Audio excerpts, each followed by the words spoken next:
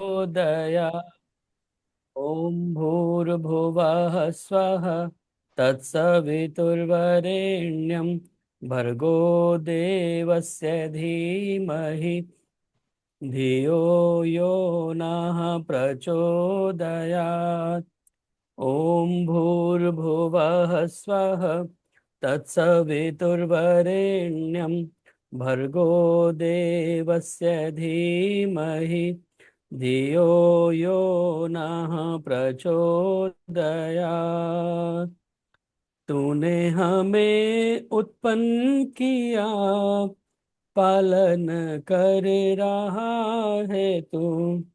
तुझसे ही पाते प्राण हम, दुखियों के कष्ट हरता है तू।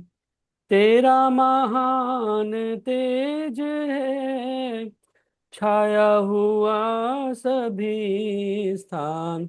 सृष्टि की वस्तु वस्तु में हो रहा है विद्यमान। तेरा ही धरते ध्यान हम, मांगते तेरी दया। ईश्वर हमारी बुद्धि को श्रेष्ठ मार्ग पर चला। ओम भूर्भुवः स्वः तत्सवितुर्वरेण्यं भर्गो देवस्य धीमहि धियो यो नः प्रचोदयात्। ओम ओम ओम। आर्य केंद्रीय सभा नगर निगम क्षेत्र है। फरीदाबाद के हाँ, आ रही है। आज तो आ रही है, पता नहीं क्या। तत्वावधान में आयोजित इस सरल सत्संग में आप सभी का हार्दिक स्वागत, अभिनंदन, धन्यवाद ज्वाइन करने के लिए। आइए, आप सभी लोग यहाँ पर उपस्थित हुए हैं, सभी का बहुत बहुत धन्यवाद इस कार्यक्रम के साथ में निरंतर जुड़े रहने के लिए।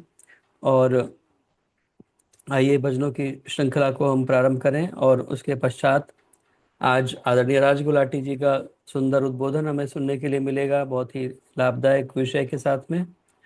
तो भजनों की श्रृंखला को हम प्रारंभ करें। और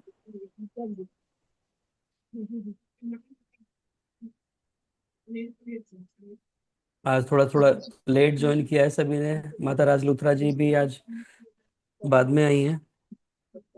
तो मेरी प्रार्थना है सर्वप्रथम आदरणीय विनोद बालाजी से कृपया आएं और एक ईश्वर भक्ति के गीत के साथ में आज के कार्यक्रम को आप प्रारंभ करें। और उसके बाद में कुसुम भंडारी जी कृपया एक गीत के लिए तैयार रहें।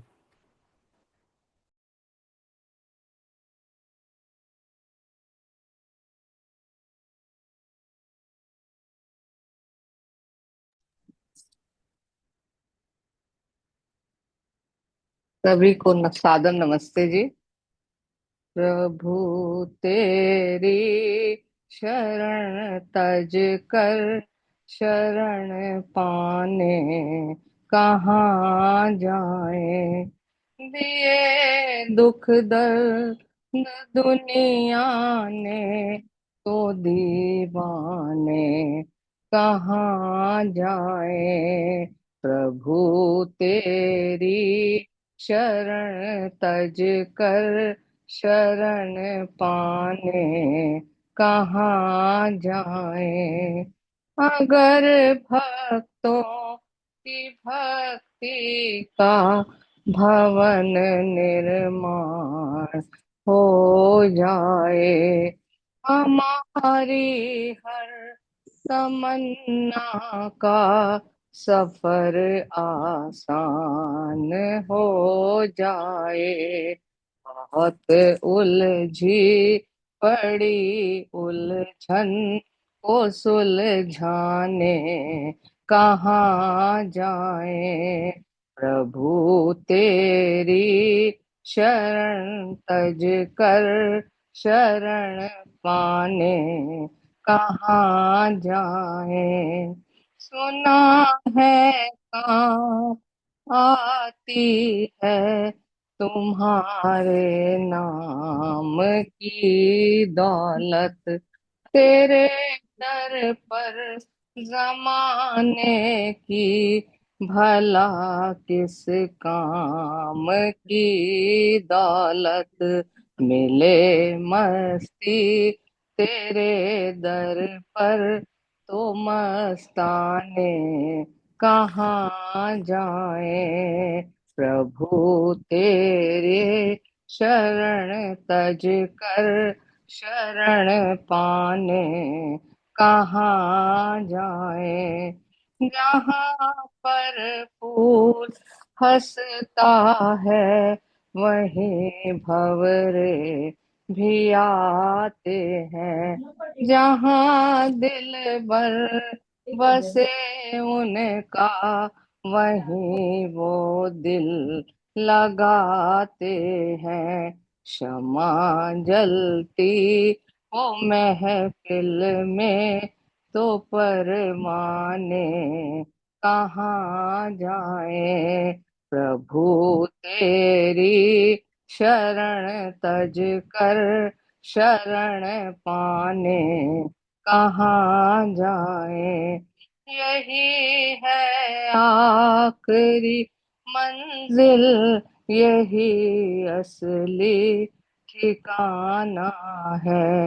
यही है देवघर अपना, यही मंदिर सुहाना है। पथिक तेरे उपासक हैं, भजन गाने कहाँ जाए। पथिक तेरे उपासक हैं, भजन गाने कहाँ जाए। प्रभु तेरी शरण तज कर शरण पाने कहाँ जाए। दिए दुख दर्द दुनिया ने तो दीवाने कहाँ जाए। प्रभु तेरी शरण तज कर शरण पाने कहाँ जाए। बहुत बहुत धन्यवाद जितेंद्र जी।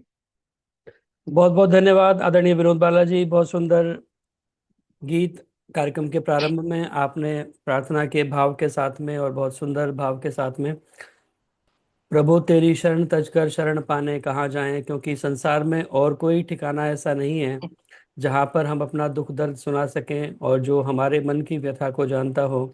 परमपिता परमात्मा केवल एक ऐसा है जो अंतर्यामी है, हमारे भावों को, हमारे मन की बात को जानता है, उसे कहने की भी आवश्यकता नहीं। और संसार के लोग हो सकता है हमारी सहायता करें ना करें, लेकिन परमपिता परमात्मा हरदम हमारे अंग संग मौजूद है और हमेशा अपने भक्त की सहायता करता है। तो ऐसे परमपिता परमात्मा को तज करके किसी और के पास जाना, यह कोई बुद्धिमत्ता का कार्य नहीं है। क्योंकि कहा गया है कि जो कुत्ता दर दर फिरे दर दर दूर दूर होए, एक ही दर का हो रहे तो दूर दूर करे ना कोई। तो एक परमपिता परमात्मा का केवल हम आश्रय लें। बहुत बहुत धन्यवाद सुंदर गीत सुनाने के लिए। मेरी प्रार्थना आदरणीय कुसुम भंडारी जी से कृपया आएं, अपना गीत रखें, और इसके बाद में सावित्री दारा जी 3 नंबर से जुड़ी हुई हैं, कृपया तैयार रहें। सभी मेरे आर्य जनों को, मेरे भाई बहनों को सादर नमस्ते जी। आइए जिंदगी में मुस्कुराना सीखिए। अपने दुख में रोने वालों, अपने दुख में रोने वाले मुस्कुराना सीख ले। दूसरों के दर्द में आंसू बहाना सीख ले। दूसरों के दर्द में आंसू बहाना सीख ले। जो खिलाने में मजा है, जो खिलाने में मजा है, आप खाने में नहीं। जिंदगी में तू किसी के काम आना सीख ले। जिंदगी में तू किसी के काम आना सीख ले। अपने दुख में रोने वाले मुस्कुराना सीख ले। कर गरीबों का भला, कर गरीबों का भला, बेनसीबों पर रहम। सेवा में भगवान है, तू दर्श पाना सीख ले। सेवा में भगवान है, तू दर्श पाना सीख ले। अपने दुख में रोने वाले मुस्कुराना सीख ले। एक छोटी सी दिया है, एक छोटी सी दिया है, गम ना कर इस बात का। इन अंधेरों में किसी को राह दिखाना सीख ले। इन अंधेरों में किसी को राह दिखाना सीख ले। अपने दुख में रोने वाले मुस्कुराना सीख ले। करम तेरा हो भलाई, करम तेरा हो भलाई, धर्म तेरा हो प्रेम। बेसहारों का सहारा, बेसहारों का सहारा बन उठाना सीख ले। अपने दुख में रोने वालों मुस्कुराना सीख लो। वीर का काम, वीर का हो काम जिससे तू सदा जिंदा रहे। हर किसी को प्यार से अपना बनाना सीख ले।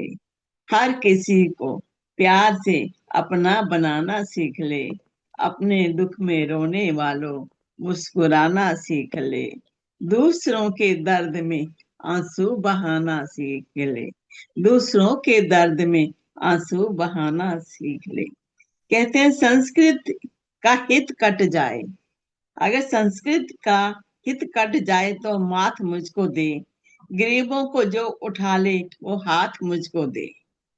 तड़प उठे देख कर पराई पीड़ा को, तड़प उठे देख कर पराई पीड़ा को। दिल वो दयानंद सा मुझको दे, दिल वो दयानंद सा नाथ मुझको दे। जिंदगी में मुस्कुराना सीख ले। बहुत बहुत धन्यवाद आपका जितेंद्र जी, आपने मुझे समय दिया, आपका बहुत बहुत धन्यवाद। बहुत बहुत धन्यवाद आदरणीय कुसुम भंडारी जी, बहुत सुंदर संदेश आपने कविता के माध्यम से दिया। जिंदगी में रोने वाले मुस्कुराना सीख ले। अपने दुख दर्द में तो सभी दुखी होते हैं, लेकिन दूसरों के दुख दर्द में भी हम अपने अंदर पीड़ा को अनुभव करें। किसी के और के दुख में भी हम दुखी होना सीखें। किसी और के सुख में तो सुखी सभी होते हैं, लेकिन औरों के दुख को बटाने का हम प्रयास करें और अपने जीवन को इस प्रकार से लगाएं, तभी हमारा जीवन सुंदर बन सकता है। आज का विषय भी कुछ इसी के अनुरूप है, वर्णीय वृद्धावस्था। हम अपनी वृद्धावस्था को भी अच्छा बनाएं, केवल ये रोते ना रहें हर समय कि हमें ये दुख हो गया, ये दिक्कत हो गई, ये सुनाई कम देने लगा, दिखाई कम देने लगा, याददाश्त कमजोर हो गई। ये दुख ही होने की बजाय हम मुस्कुराना सीखें, प्रसन्न होना सीखें, अपने जीवन को अच्छे तरीके से बिताएं, तो हमारा जीवन अच्छा बन सकता है। बहुत बहुत धन्यवाद सुंदर संदेश देने के लिए। मेरी प्रार्थना आदरणीय सावित्री दारा जी से, कृपया आएं और अपना गीत रखें। इसके बाद में आदरणीय प्रवीणा ठक्कर जी कृपया तैयार रहें। सभी को सादर नमस्ते जी। आवाज आ रही है? जी आ रही है। एक छोटा सा ही है। सहारा देता जा, शरण में लेता जा, मांगू दुआ मैं, मांगू दुआ। सहारा देता जा, शरण में लेता जा, मांगू दुआ मैं, मांगू दुआ। सांसों की माला से जपूं मैं नाम तुम्हारा, कहीं टूट ना जाए ये विश्वास तुम्हारा। करके तेरी बंदगी प्रीत मेरी जिंदगी, मांगू दुआ मैं, मांगू दुआ, मांगू दुआ मैं, मांगू दुआ।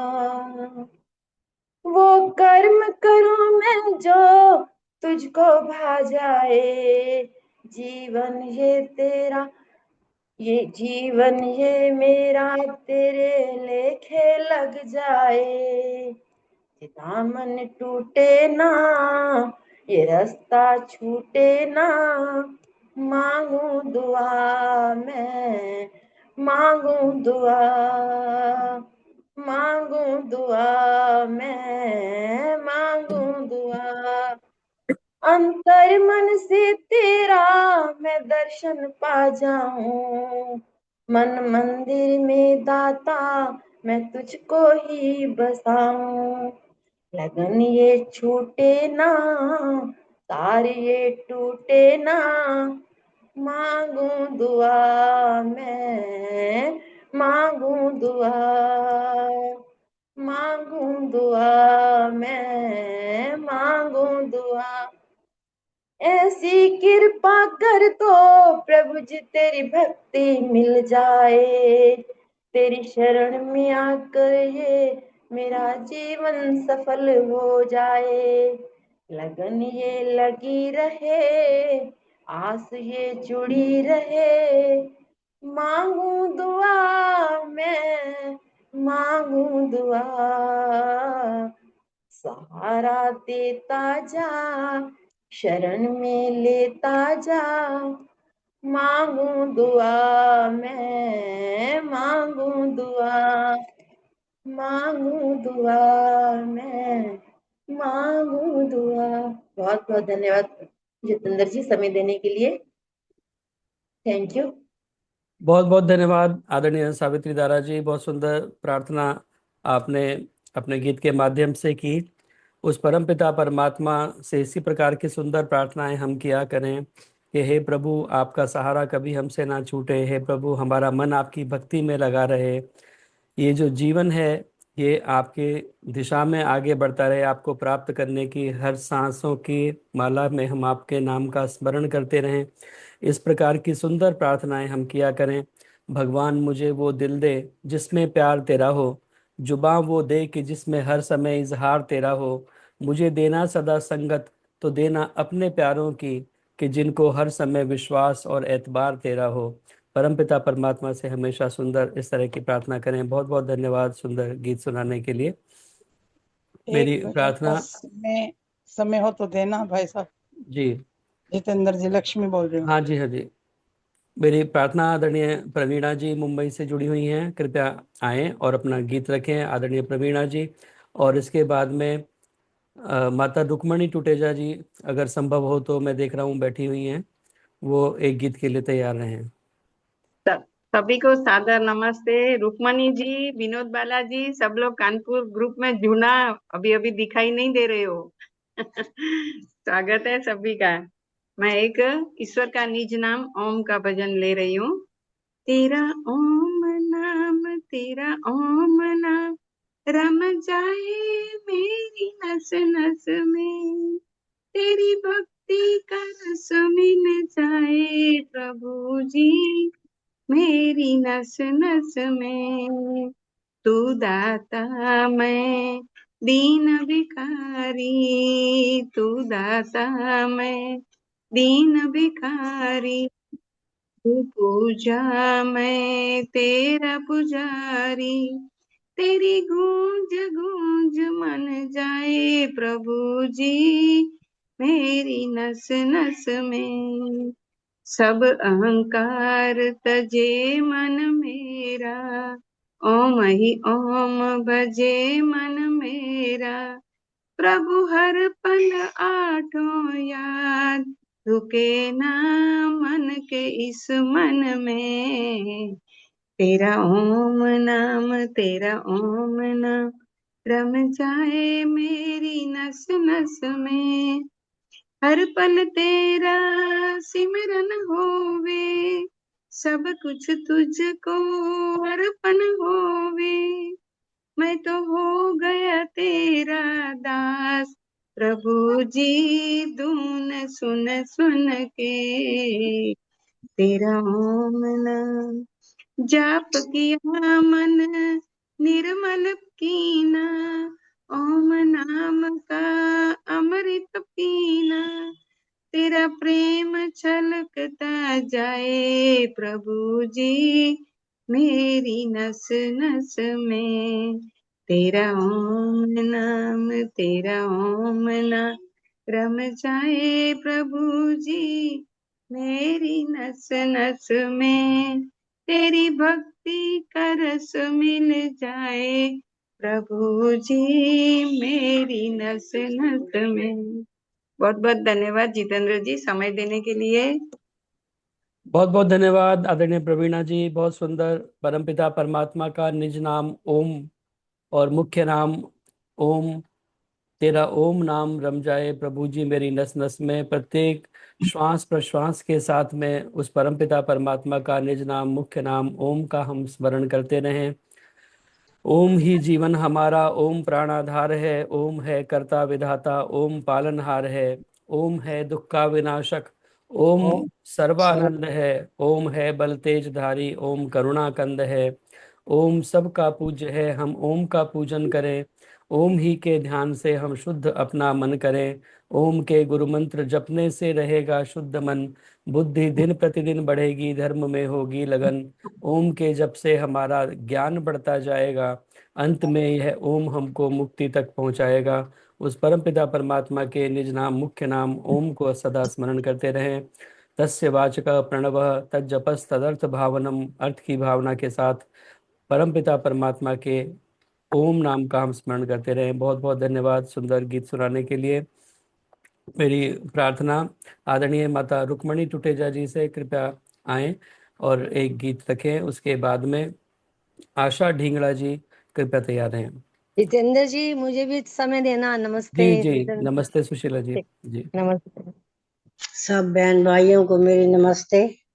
तो अब मैं भजन बोलना तो चाह रही हूँ, अभी मेरी आवाज कांप रही है, बीच में अगर थोड़ी गड़बड़ हो जाए तो मुझे क्षमा हाँ, करना। कोई बात नहीं, प्रयास करना चाहिए। हमें पता है हाँ अभी काफी मैं समय से आप बिस्तर पर लेटने के कारण, क्योंकि ऑपरेशन हुआ है घुटनों का और काफी कमजोरी भी उसके बाद आ गई है, तो फिर भी प्रयास करें, हिम्मत को बनाए रखें, इसीलिए करें प्रयास। जी इस टाइम मेरी हिम्मत आप सब हो। ओ प्रभु जी तेरे चरणों में हम सब आए, आए जी आए, शरण तेरी आए। प्रभु तेरे चरणों में हम सब आए, तेरे खजाने नहीं होते कम, मुख खोले तो क्या मांगे हम, बिन मांगे तू रतन बरसाए। प्रभु तेरे चरणों में हम सब आए, दाता तेरे चरणों में हम सब आए। कौन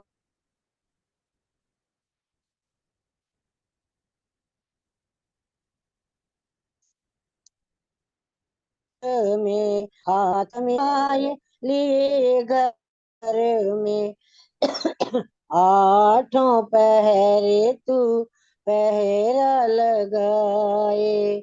दाता तेरे चरणों में हम सब आए, टूटे हुओं को बांध रहा है, फूल तू घर घर बांट रहा है, ज्योति तू परिवारों में जगाए।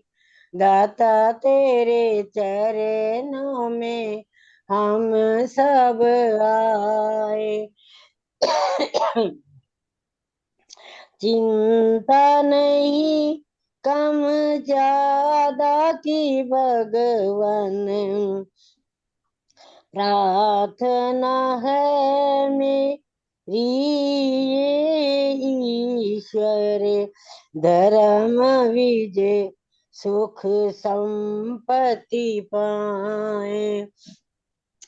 आए जी आए, शरण तेरी आए, दाता तेरे चरणों में हम सब आए।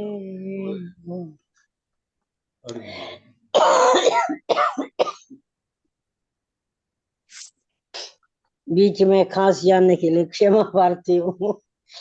बहुत बहुत धन्यवाद आदरणीय माता रुक्मणी टुटेजा जी, बहुत सुंदर गीत आपने सुनाया। प्रभु तेरे चरणों में हम सब आए, तेरे खजाने नहीं होते कम, मुंह खोले और क्या मांगे हम, बिन मांगे तू रतन बरसाए। उस परम पिता परमात्मा से कुछ मांगने की आवश्यकता नहीं है, क्योंकि वह परम पिता परमात्मा सदैव सबको सब कुछ देने वाला है।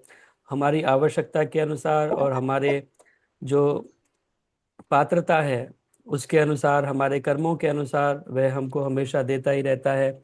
संसार में ऐसा कोई और दरबार ना होगा जिसका परम पिता परमात्मा से प्यार ना होगा, उसका तो भवसागर से बेड़ा पार ना होगा। उस परम पिता परमात्मा से सदैव इसी प्रकार हम अपनी प्रीति लगा करके रखें, और उसी की चरण शरण की शीतल छाया में हम सभी बैठ करके सुख और आनंद की अनुभूति सदा किया करें। बहुत बहुत धन्यवाद सुंदर गीत सुनाने के लिए। और हम सभी की ओर से बहुत बहुत प्रार्थना परमपिता परमात्मा से कि शीघ्र ही आप भी पूरी तरह से स्वस्थ हो जाएं, और आदरणीय टुटेजा जी जिनको कमर में जो है फ्रैक्चर हो गया है, उनको भी शीघ्र ही स्वास्थ्य लाभ प्राप्त हो, और आप दोनों पुनः एक दो साथ में मिलकर के आर्य समाज में आपके दर्शन हो और आशीर्वाद प्राप्त हो। आदरणीय प्रधान जी को भी बहुत बहुत इसी प्रकार प्रार्थना परमपिता परमात्मा से जल्दी ही बहुत पूरी तरह से स्वस्थ हो जाएं। बहुत बहुत धन्यवाद। मेरी प्रार्थना आदरणीय आशा ढींगड़ा जी से कृपया आए और अपना गीत रखें। आशा ढींगड़ा जी, इसके बाद में कमलेश चांदना जी कृपया तैयार रहें। सभी को सादर नमस्ते। आइए। दयानंद था एक रोशन मुनारा कि चमका दिया जिसने संसार सारा। दयानंद था एक रोशन मुनारा, जमी के कनों को गगन पे चढ़ाया। देव दयानंद दीप लेके आया, सितारों को जिसने जमी पे उतारा। दयानंद था एक रोशन मुनारा, खिजा को चमन से खिजा को चमन से उठा दूर फेंका। उधर हो गया रुख उठे हर तूफान का। बहारों को लाया वह पकड़ के दोबारा। दयानंद था एक रोशन मुनारा, भंवर में पड़े हम बहे जा रहे थे। असत्य के मार्ग पर चले जा रहे थे। उसी की कृपा से मिला फिर किनारा। दयानंद था एक रोशन मुनारा, पथिक महर्षि को दया अगर न होती तो किश्ती किनारे पे कभी भी न होती। जहां में न होता ठिकाना तुम्हारा।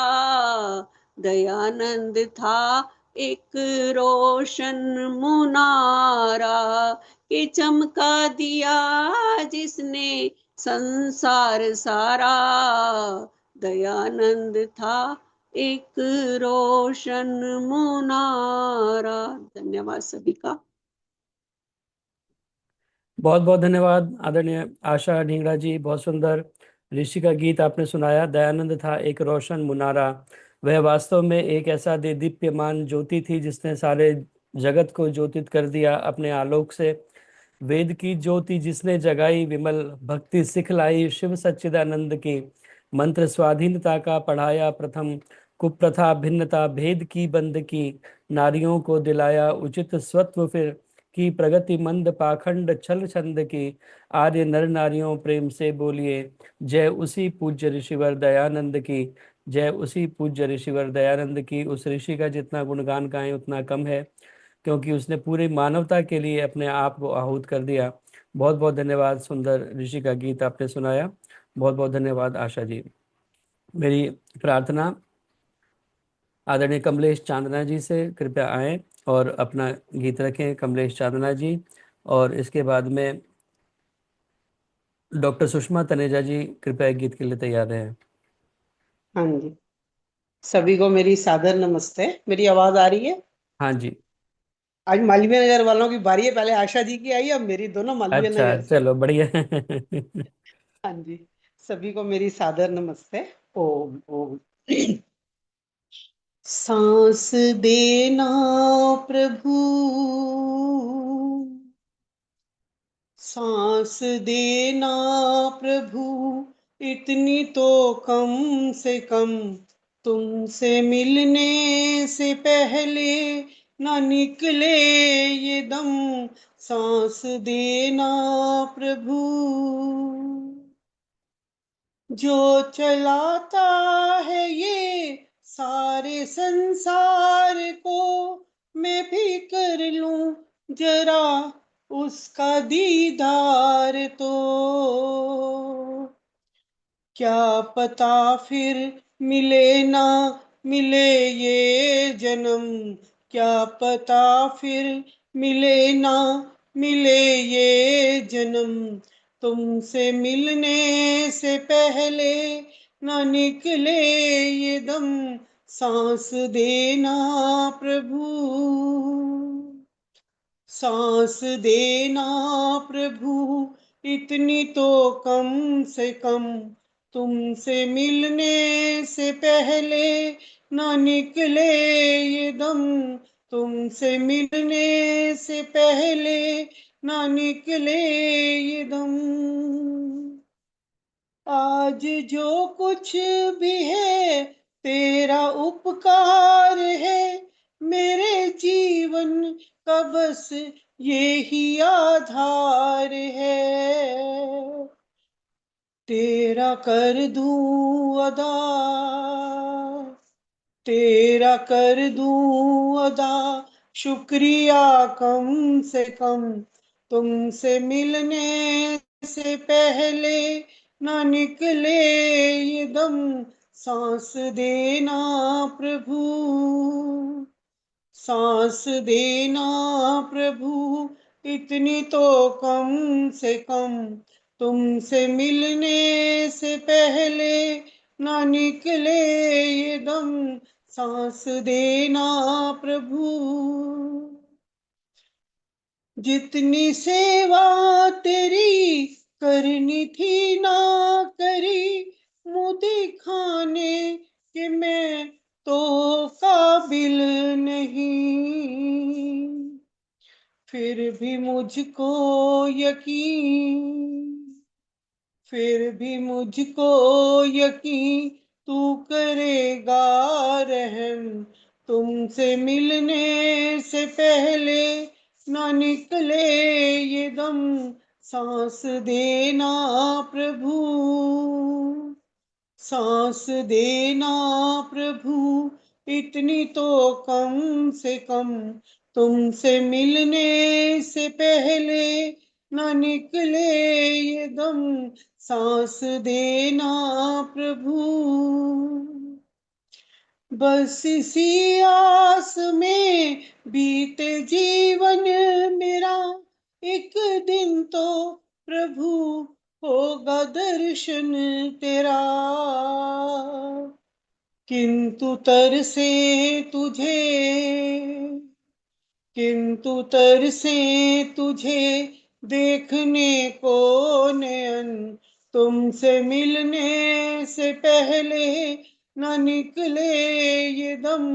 सांस देना प्रभु, सांस देना प्रभु, इतनी तो कम से कम तुमसे मिलने से पहले न निकले ये दम।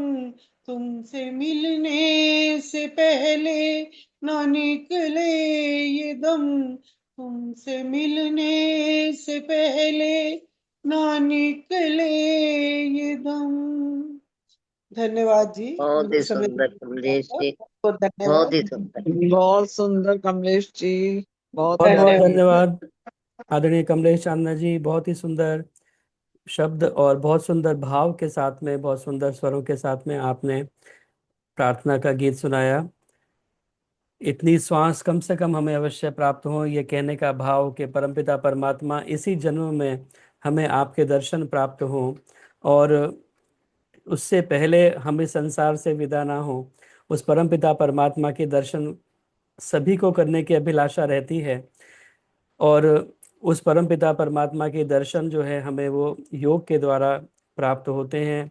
अष्टांग योग के माध्यम से जब हम उस परमपिता परमात्मा को देखने का प्रयास करते हैं, यम नियम आसन प्राणायाम प्रत्याहार धारणा ध्यान और समाधि अवस्था में पहुंच करके उस परमपिता परमात्मा को हम देख पाते हैं। तो ऐसा परमात्मा हम सभी के ऊपर कृपा करें कि हमारे अंदर ऐसा सामर्थ्य हो और ऐसी इच्छा हमारी बनी रहे। कम से कम ये भी बहुत बड़ी बात है कि हमारी ये इच्छा तो हो कि हम उस परमपिता परमात्मा के दर्शन कर पाएं, नहीं तो हम संसारिक विषयों में ही लगे रहते हैं और उस परमात्मा को भूल जाते हैं।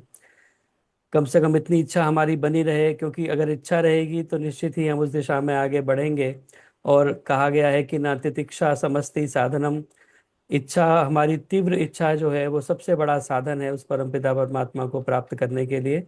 बहुत बहुत धन्यवाद सुंदर भावपूर्ण गीत सुनाने के लिए आदरणीय कमलेश चावना जी। मेरी प्रार्थना आदरणीय डॉक्टर सुषमा तनेजा जी से, कृपया आएं और अपना गीत रखें, और इसके बाद में रविंद्र गुप्ता जी कृपया एक गीत के लिए तैयार रहें। एक भजन का समय हो तो जाएगा। जी बहुत बहुत धन्यवाद जितेंद्र जी। आधा सत्संग तो का आनंद तो हमें आपकी विवेचना से मिल जाता है। बहुत अच्छा लगता है शुक्रवार को जुड़ने से, और आपका आभार कि आपने मुझे समय दिया टूटे फूटे शब्दों में प्रभु से प्रार्थना। बैठ कर ईश्वर के गुण जब गाएगा, बैठ कर ईश्वर के गुण जब गाएगा, दो घड़ी का ध्यान भी रंग लाएगा, दो घड़ी का ध्यान भी रंग लाएगा, बैठ कर ईश्वर के गुण जब गाएगा। ओम प्रभु के नाम का तो जाप कर, उस प्रभु को सच्चे मन से याद कर, ध्यान तेरा देख फिर लग जाएगा, ध्यान तेरा देख फिर लग जाएगा, अच्छाइयों को पाएगा सत्संग में, मन तेरा रंग जाए प्रभु के रंग में, फिर तेरा जीवन सफल हो जाएगा, फिर तेरा जीवन सफल हो जाएगा,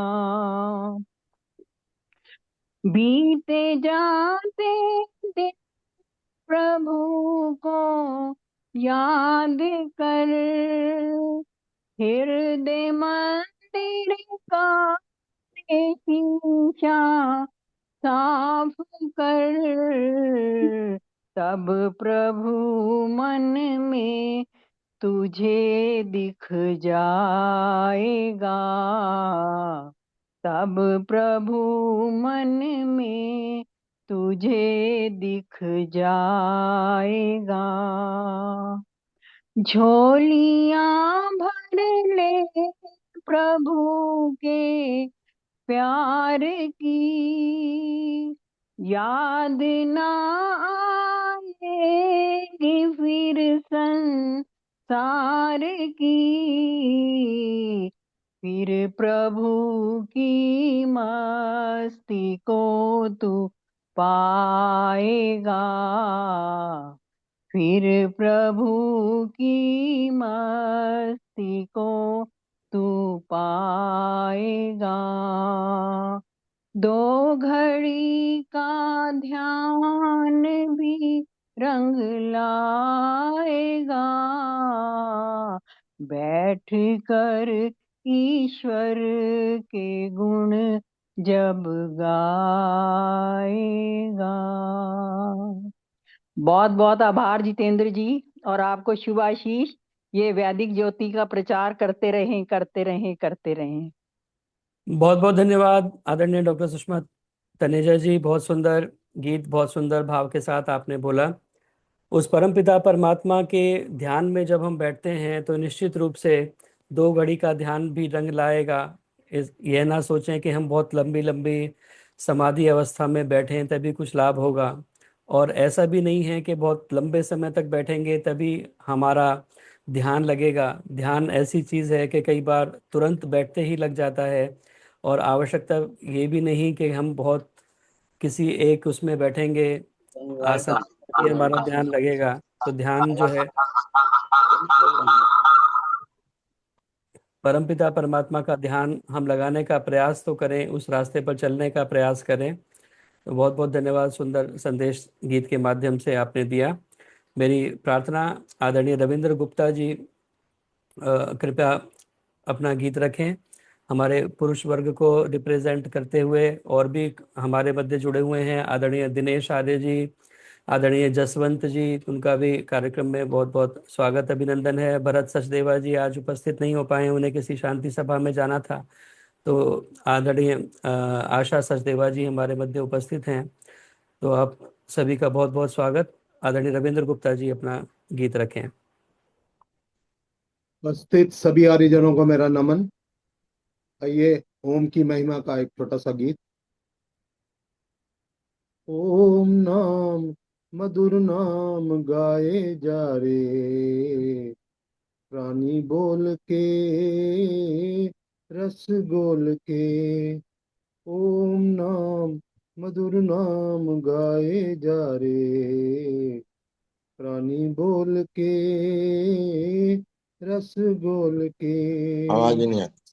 अपना बना ले दिल चल में बसा ले, अपना बना मैं ले कहा आवाज ज्यादा आती।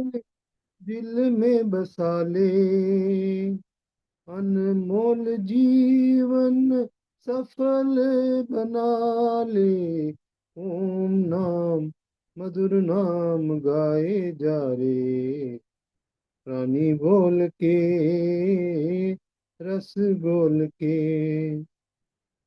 जिसके जप से बुद्धि विमल हो जाती है, शंकाएं निर्मूल सकल हो जाती हैं, प्रतिपल पल आनंद आंतरिक होता है। जिसके जप से मन अति हर्षित होता है, उसको ही गा ले दिल में बसा ले, उसको ही गा ले दिल में बसा ले। अनमोल जीवन सफल बना ले, ओम नाम मधुर नाम गाए जा रे, प्राणी बोल के रस गोल के।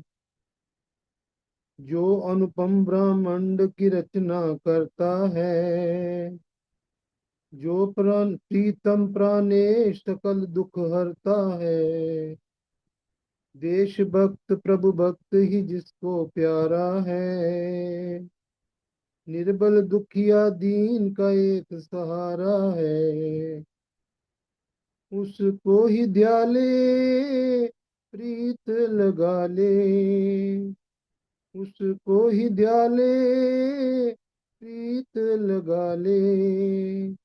अनमोल जीवन सफल बना ले, ओम नाम मधुर नाम गाए जा रे, रानी बोल के रस घोल के, जिससे जगमग ज्योतिमान नभ मंडल है, जो अनुपम आनंद निष्कपट निश्चल है,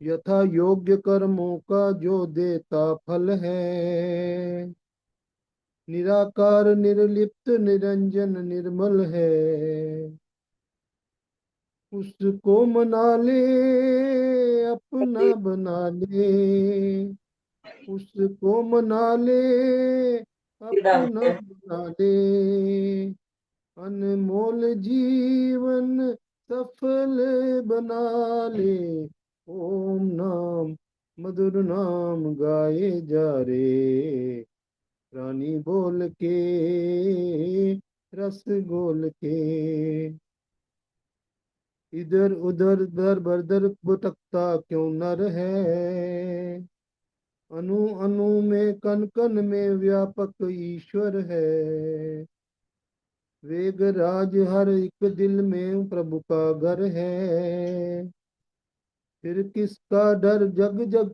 जगदीश्वर है, उसको ही गा ले ध्यान लगा ले, उसको ही गा ले ध्यान लगा ले, अनमोल जीवन सफल बना ले, ओम नाम मधुर नाम गाए जा रे, रानी बोल के रस घोल के, ओम नाम मधुर नाम गाए जा रे, रानी बोल के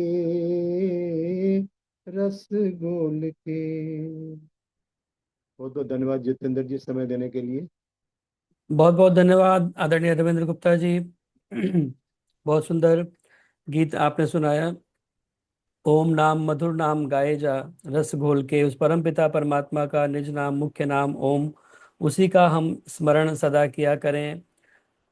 तस्य वाचकः प्रणवः तज्जपस् तदर्थ भावनम, अर्थ की भावना के साथ में उस परमपिता परमात्मा के निज नाम मुख्य नाम ओम को सदा हम ध्याते रहें।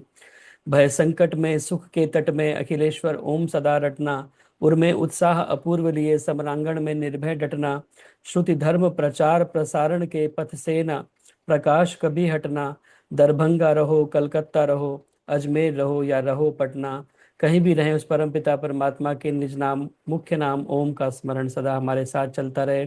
बहुत बहुत धन्यवाद सुंदर गीत सुनाने के लिए। आइए जितेंद्र अब जी हमको भी समय दीजिएगा। जी, भजनों की श्रृंखला को हमें अभी विराम देना पड़ेगा आज के लिए। आदरणीय संतोष सचान जी का पिछली बार भी नंबर नहीं आ पाया, और आज भी मैं सोच तो रहा था, लिखा हुआ है मैंने नाम, लेकिन समय बहुत तेजी से भाग जाता है, कईयों को आज अवसर नहीं दे पाए चाहकर भी। आदरणीय सरला बजाज जी, संतोष सचान जी, रेखा गौतम जी भी जुड़ी हुई हैं हिसार से, लक्ष्मी जी, सुदर्शन चौधरी जी, राजलूथरा माता जी, केडी अरोड़ा जी, उर्मिल मेहदीरत्ता जी गुड़गांव से। तो आप सभी को पुनः हम प्रयास करेंगे आने वाले कार्यक्रमों में सभी के भजनों का हम श्रवण करें, और सभी एक से एक बढ़कर के सुंदर भजन आप लोग सुनाते हैं। तो आप सभी का पुनः धन्यवाद। एक बार पुनः आप सभी का बहुत बहुत स्वागत, अभिनंदन इस कार्यक्रम में जुड़ने के लिए, जो प्रत्येक शुक्रवार को शाम 4 बजे से 5:30 बजे तक होता है। ये सामान्य निर्देश आप सभी को विदित हैं। कार्यक्रम फेसबुक पर भी लाइव चलता है, तो फेसबुक पर जाकर के आर्य केंद्रीय सभा के फेसबुक पेज पर आप इस कार्यक्रम को देख सकते हैं। बाद में भी वहां पर जाकर के कार्यक्रम को देखें, लाइक करें, कमेंट करें, शेयर करें। और जो लोग फेसबुक के माध्यम से जुड़े हुए हैं उनका भी मैं बहुत हार्दिक स्वागत करता हूं। आदरणीय विजय श्री त्यागी जी मोदी नगर से इस कार्यक्रम से नियमित जुड़ती हैं फेसबुक के माध्यम से, आदरणीय माता निर्मल भाटिया जी इत्यादि। आप सभी का बहुत बहुत स्वागत, अभिनंदन। स्वेच्छानुसार दान देने के लिए मेरा मोबाइल नंबर है, इस पर फोन पे, पेटीएम, यूपीआई इत्यादि के माध्यम से आप अपना सात्विक दान भेज सकते हैं। आइए अब मैं स्वागत करता हूं हमारे मध्य में आदरणीय राज गुलाटी जी उपस्थित हैं। आर्य समाज सेक्टर 15 सोनीपत की आप प्रधाना हैं, और बहुत ही सुंदर सरल शैली में बहुत सारे विषयों को हमारे मध्य में आप बहुत अच्छे प्रकार से रखती हैं, और इस प्रकार रखती हैं कि वो विषय हमारे लिए ग्राह्य हो जाते हैं और हृदय तक उतर जाते हैं। और हमारे सरल सत्संग यूट्यूब चैनल के ऊपर भी ये कार्यक्रम जाता है, वहाँ पर सबसे ज़्यादा लाइक आपके कार्यक्रमों को मिलते हैं। 5,000 से ऊपर लाइक हर एक आपके प्रवचन में कम से कम आते ही हैं। तो ऐसी आदरणीय राज गुलाटी जी हमारे मध्य उपस्थित हैं, उनका बहुत बहुत स्वागत, अभिनंदन, धन्यवाद कार्यक्रम से जुड़ने के लिए, समय देने के लिए। और आज का विषय भी बहुत ही सुंदर है, वर्णीय वृद्धावस्था। तो हम सभी यहाँ पर जो उपस्थिति है, मैं देखता हूँ कि अधिकतर लोग जो है वो अब वृद्धावस्था की जो एक स्टेज है उसमें पहुंचे हुए हैं। तो हम सभी को उत्साहित करने के लिए, प्रोत्साहित करने के लिए निश्चित रूप से आज के विषय में हमें बहुत कुछ जानने के लिए, सीखने के लिए मिलेगा। मेरा निवेदन आदरणीय राज गुलाटी जी से कृपया इस विषय के अंतर्गत अपनी चर्चा रखें और हम सभी को लाभान्वित करें। आदरणीय राज गुलाटी जी। ओ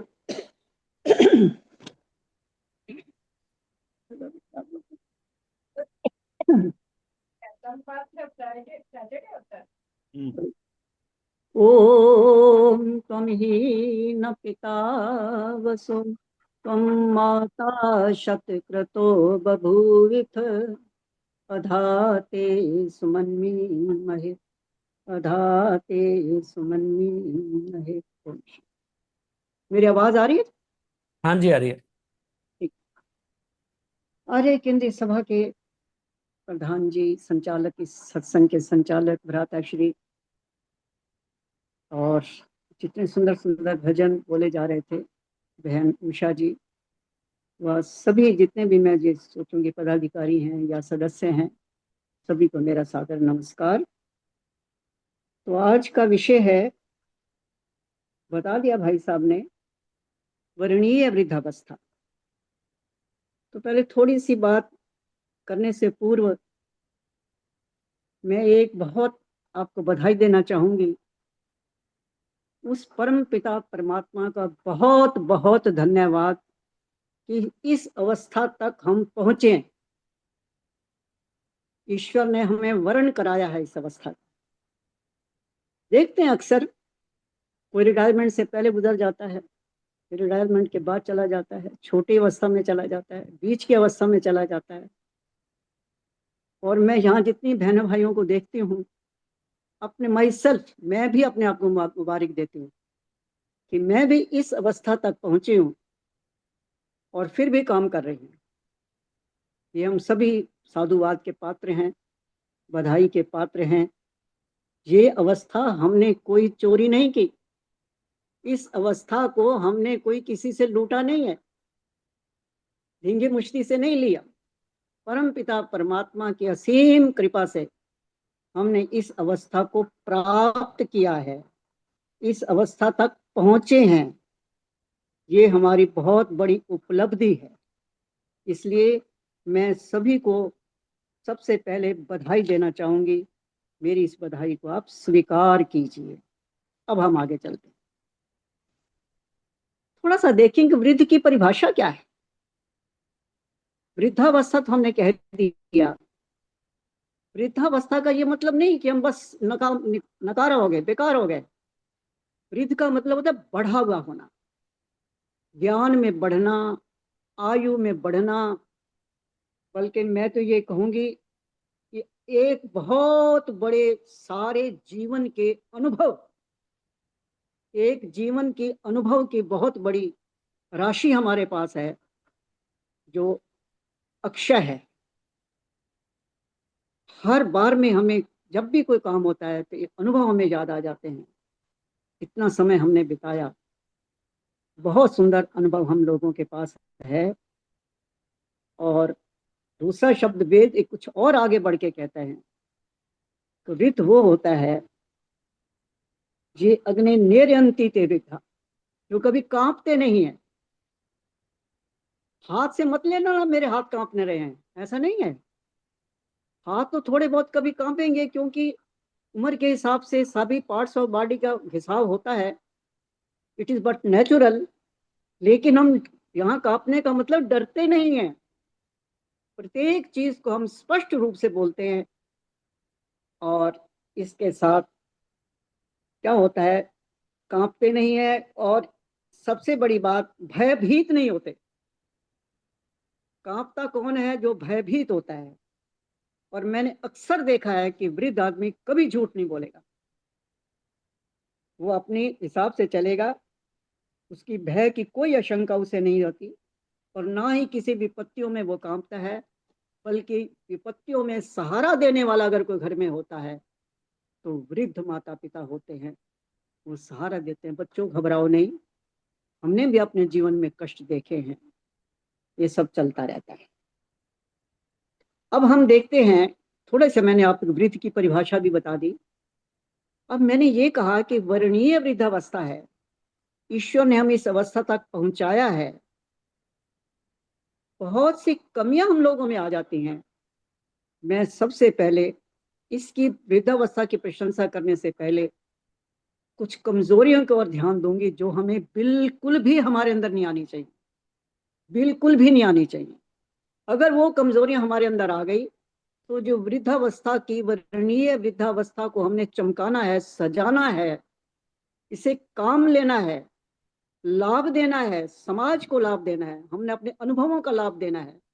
इतने बड़े बड़े पदों से रिटायर हुए हैं, उसका हमारे पास योग्यता है, उसका लाभ हमें समाज को पहुंचाना है। तो इसके लिए हम ये सोच लें कि मैं तो वृद्ध हो गया, कोई निष्क्रियता का सर्टिफिकेट थोड़ी ले लिया हमने। वृद्ध होना क्या निष्क्रियता का सर्टिफिकेट है क्या? बिल्कुल भी नहीं। वृद्ध होना शोभनीय है, बल्कि सम्मान ज्यादा बढ़ता है।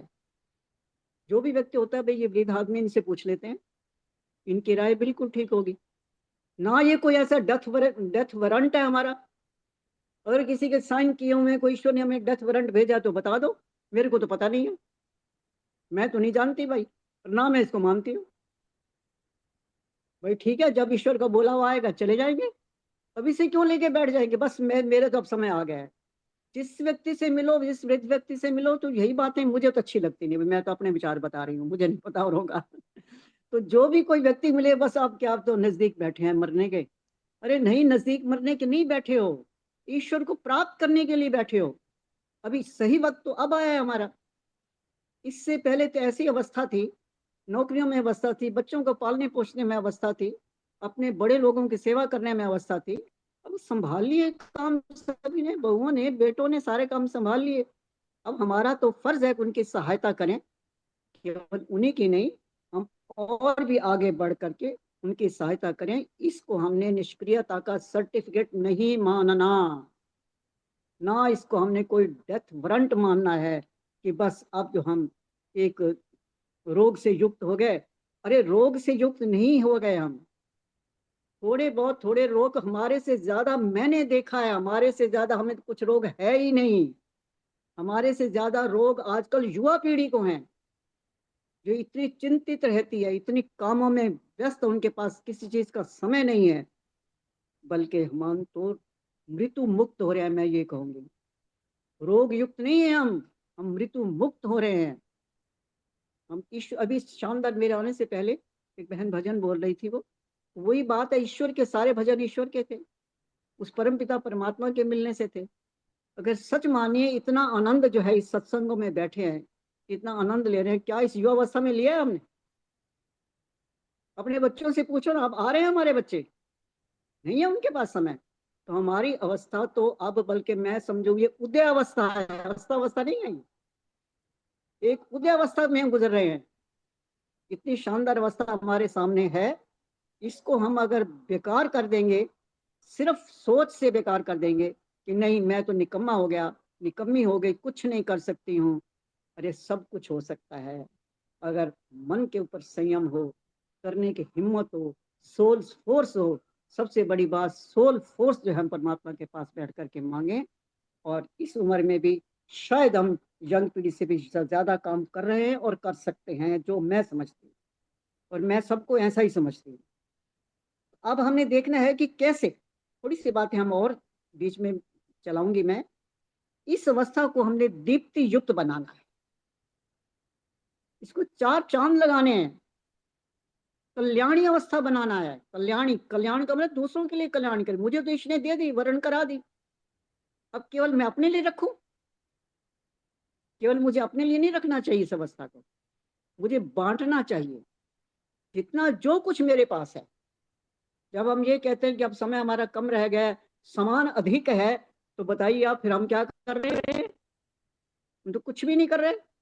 इस कल्याणी वृद्धावस्था को कल्याण बनाने के लिए, कल्याण रूप बिल्कुल पूर्ण रूप से कल्याणमयी बनाने के लिए, हमें जो है इसको सौम्य अवस्था बनाने के लिए, एक चांद के समान बिल्कुल शांत और शीतल बनाने के लिए जो है, पहले हमें अपने, कई बार मैंने देखा है कि घर में सारा कसूर बहू का नहीं होता, हम लोगों का भी कसूर होता है।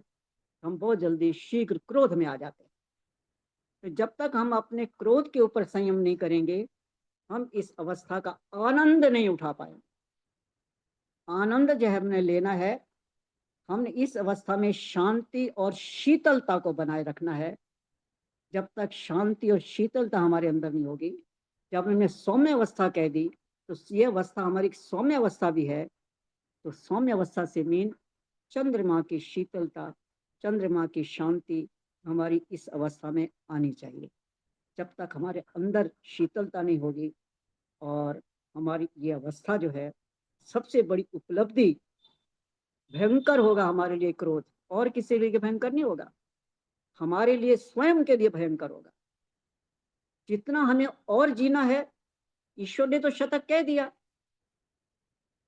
भाई 100 वर्ष तक आप जिए, लेकिन 100 वर्ष में कमी हम खुद कर लेते हैं।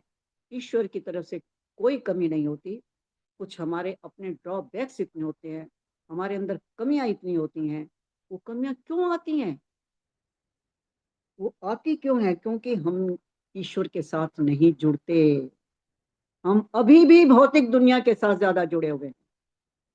ये अवस्था अगर हमारे परमात्मा ने दी है हमें, वर्णीय कह रही हूं मैं, कल्याण बनाने के लिए, कल्याणमयी बनाने के लिए, दीप्ति युक्त बनाने के लिए दी है, कि इस अवस्था को लाभ उठा लो जितना तुम उठा सकते हो, जितना तुम इससे लाभ उठा सकते हो। ये आपकी एक किस्म से एडिशन, यंग अवस्था में आपने नहीं कर पाए, जो कमियां आपने में रह गई हैं, अब हमें पूरी करनी है। और मैं इसको एक वर्ड कहती हूँ, इसको हमने मल्टीप्लाई करें। हमारे पास इतना समय है, कहते rapid speed of multiplication, rapid speed से 2 को 4 बार करेंगे 8 बनेगा, 2 चौके 8 करके हम इतनी तीव्र गति से हम अच्छे कर्मों की ओर दौड़े, तीव्र गति से। हमें गर्ज है ये मान करके, जब तक हमारे पंजाबी में बात कहते हैं, पाटा चोला अमर भया, जो संत जो मिले गर्जी।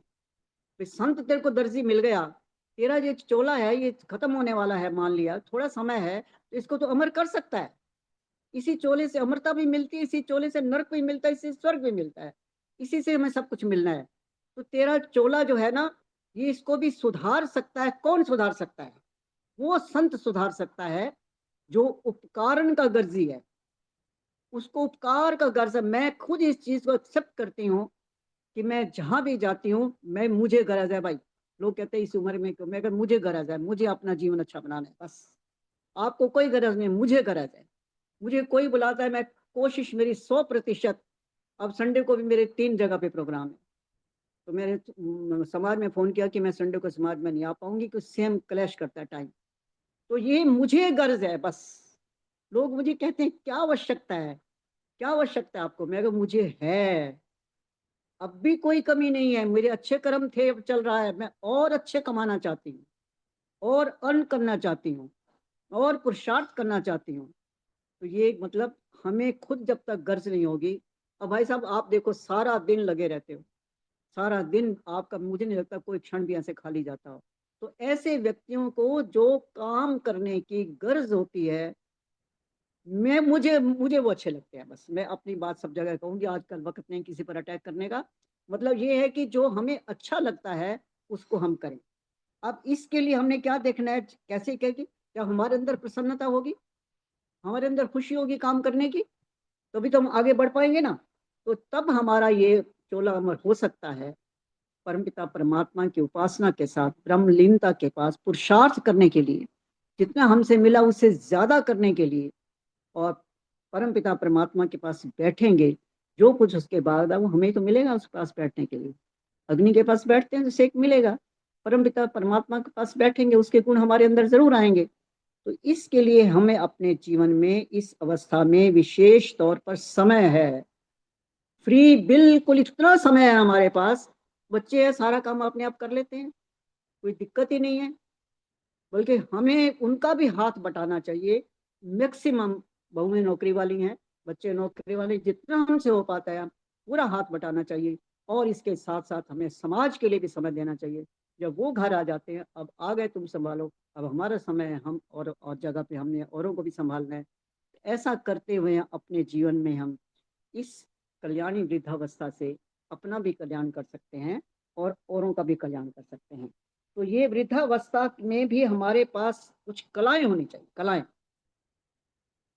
कृष्ण भगवान 16 कलाएं कहलाते हैं, तो हमारे इंसान के, कृष्ण भी तो एक इंसान तो थे, उन्होंने अपने कलाओं को अंदर से जगाया था। अब मीठी वाणी बोलनी एक कला है हमारी। तो मैं कहती हूँ से बेकार व्यक्ति भी हमारी ओर खींचा आ सकता है, रुष्ट व्यक्ति भी हमारे, हम उसको मना सकते हैं, एक पापी को भी पाप से छुड़ा सकते हैं, एक हिंसक को हिंसा से छुड़ा सकते हैं प्यार देकर। तीन चीजें। सबसे पहली बात, हमें इस वृद्धावस्था में लव ऑल हेट नन, ये हमारा पहला फार्मूला होना चाहिए।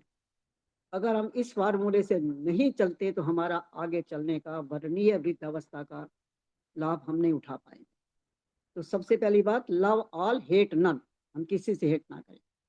दूसरी बात, जब छोटे छोटे बच्चे भी हमें इतना प्यार करेंगे तो आप, हम समझ नहीं सकते, और हमारे साथ तो रोज घटता है।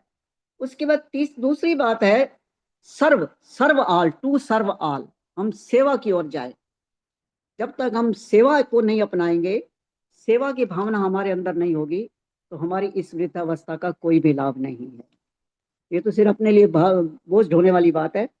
सेवा जो है, हम सेवा की ओर दौड़े। और तीसरी बात जो सबसे ज्यादा इंपॉर्टेंट है, जिसको हमें 100% करना चाहिए, वह विचार दान, ज्ञान दान।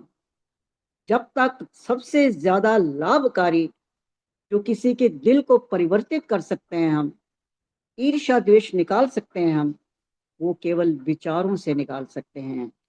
विचारों का दान, जैसे आप सत्संग मतलब करवाते हो हमेशा, इतनी संख्या होती है, अब वो अपने दिल में झांक करके देखें सभी अटेंड करने वाले कि हम में कितना परिवर्तन आया।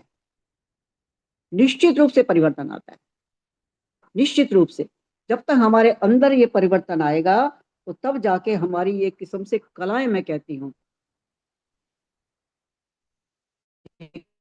कला है, मतलब मीठी वाणी बोलना हमारे पास कला। मानवता तो एक बिल्कुल, कहते हैं milk of humanity, milk of humanity, मानवता का दूध जो ऐसा है, जिसको हमारा फर्ज बनता है कि हम प्रत्येक व्यक्ति के अंदर मानवता जब तक नहीं जागृत करेंगे, तुम भी मानव हो, हम भी मानव हैं, तो इस मानव का फर्ज क्या बनता है, एक मानव को अपलिफ्ट देना, ऊंचा उठाना। हर तरीके से अगर वो कमजोर है तो हमारा फर्ज बनता है कि उसे हर तरीके से ऊंचा उठाए। तो ऐसे ही वैदिक संदेश जो है हमारी वृद्धावस्था को अलंकृत कर सकते हैं। एक युवा उपदेश देगा, अच्छी बात है, लेकिन अगर एक वृद्ध उपदेश देता है, उसका प्रभाव बहुत ज्यादा पड़ता है। वो खुद सोचते हैं, कितनी बड़ी प्रेरणा मिलती है उनको कि एक वृद्ध 80 साल का, 82 साल का, 60 साल का, 70 साल का एक व्यक्ति इतना मतलब चुस्त हो सकता है, इतना अच्छा बोल सकता है, इतना अच्छा पढ़ सकता है, हमारा जीवन बना सकता है। तो हमें कमी है जो हम उसका आचरण नहीं कर पाते। तो कहने का मतलब यहाँ, ये हमारी चीजें हमारी वृद्धावस्था को दीप्ति युक्त करती हैं, अलंकृत करती हैं, और हम वृद्ध व्यक्तियों के लिए एक वैदिक संदेश है कि अपने जीवन को अगर आपने सुंदर बनाना है, अगला जीवन और सुंदर लेना है, तो आपको अपनी वृद्धावस्था में हर चीज की बढ़ोतरी करनी है, ज्ञान की वृद्धि करनी है। जब सबसे ज्यादा ज्ञान किसी विचारदान की वृद्धि करनी है, तो सौम्यता की वृद्धि करनी है, तो हमारे आसपास, हमारे घर में हमारी महकता परिवार है, उस परिवार में अपना योगदान देना है। जब हमारे परिवार में खुशी नहीं होगी, हम परिवार को नहीं देख पाएंगे, उनसे लड़ाइयाँ होती रहेगी, तो हमारी वृद्धावस्था का क्या लाभ है? कुछ भी लाभ नहीं है। और इसलिए कहा कि वृद्धावस्था को हमेशा हमने किस देखना है, एक उदयावस्था की ओर देखना है, अस्थावस्था की ओर नहीं जाना। अस्थावस्था की ओर हमने जाना ही नहीं है, सिर्फ हमने पहले उदयावस्था को देखना है, बस उगते हुए सूर्य को देखना है। तो ऐसी अवस्था जो है हमारी एक उदयावस्था, वेद मंत्र ने स्वयं जो है ऋतुओं के माध्यम से ये कहलाया है, पश्येमनु सूर्यमुच्चरंतम, वृद्धों के मुख से कहलाया है, ईश्वर ने अपने मुख से बोला है वृद्धों के लिए, पश्येम सूर्यम उच्चरंतम। कैसे सूर्य को देखें? उगते हुए सूर्य को देखें। और एक बात मैं सत्य बता रही हूँ आपको, बिल्कुल सत्य एग्जाम्पल है, आप बेशक ट्राई कर लेना। जब सुबह हम उठते हैं, हमारी वृद्धावस्था के लिए मैं कह रही हूँ, मैं यंग के लिए नहीं कह रही ये बात, जब हम सुबह उठते हैं एकदम हम थोड़ी से बिल्कुल उगते हुए सूर्य को देखते हैं, कहते उठ जाग मुसाफिर भोर भाई, रब थाल में केसर लाया है। ऐसा लगता है सूर्य पीले सी अवस्था में जैसे एक थाली में बहुत बड़ा मतलब केसर सा थाल सजा हुआ है। तो उसमें अगर हम अपनी आंखों में गहराई से देखते हैं तो हमारी उस आंख में, ये वैज्ञानिकों की बात कह रही हूँ मैं, वैज्ञानिकों की खोज है ये, उस आंख में अगर हमारे आंख में कुछ चुभता है, चुभता का मतलब उसकी रेस हमारी आंख में पड़ती हैं और हमें महसूस होता है, तो अभी हमारी आयु है। अगर देखते हैं हमें कुछ भी नहीं दिखाई देता, हमें कुछ नहीं अच्छा लगता, आंख को कुछ हुआ ही नहीं है, तो फिर रहता है कि भी शायद कम अवस्था, कम उम्र हो रही होगी बाकी। तो जो उठ के सुबह हम देखें, हमें अपनी आयु का वहीं से पता लग जाएगा।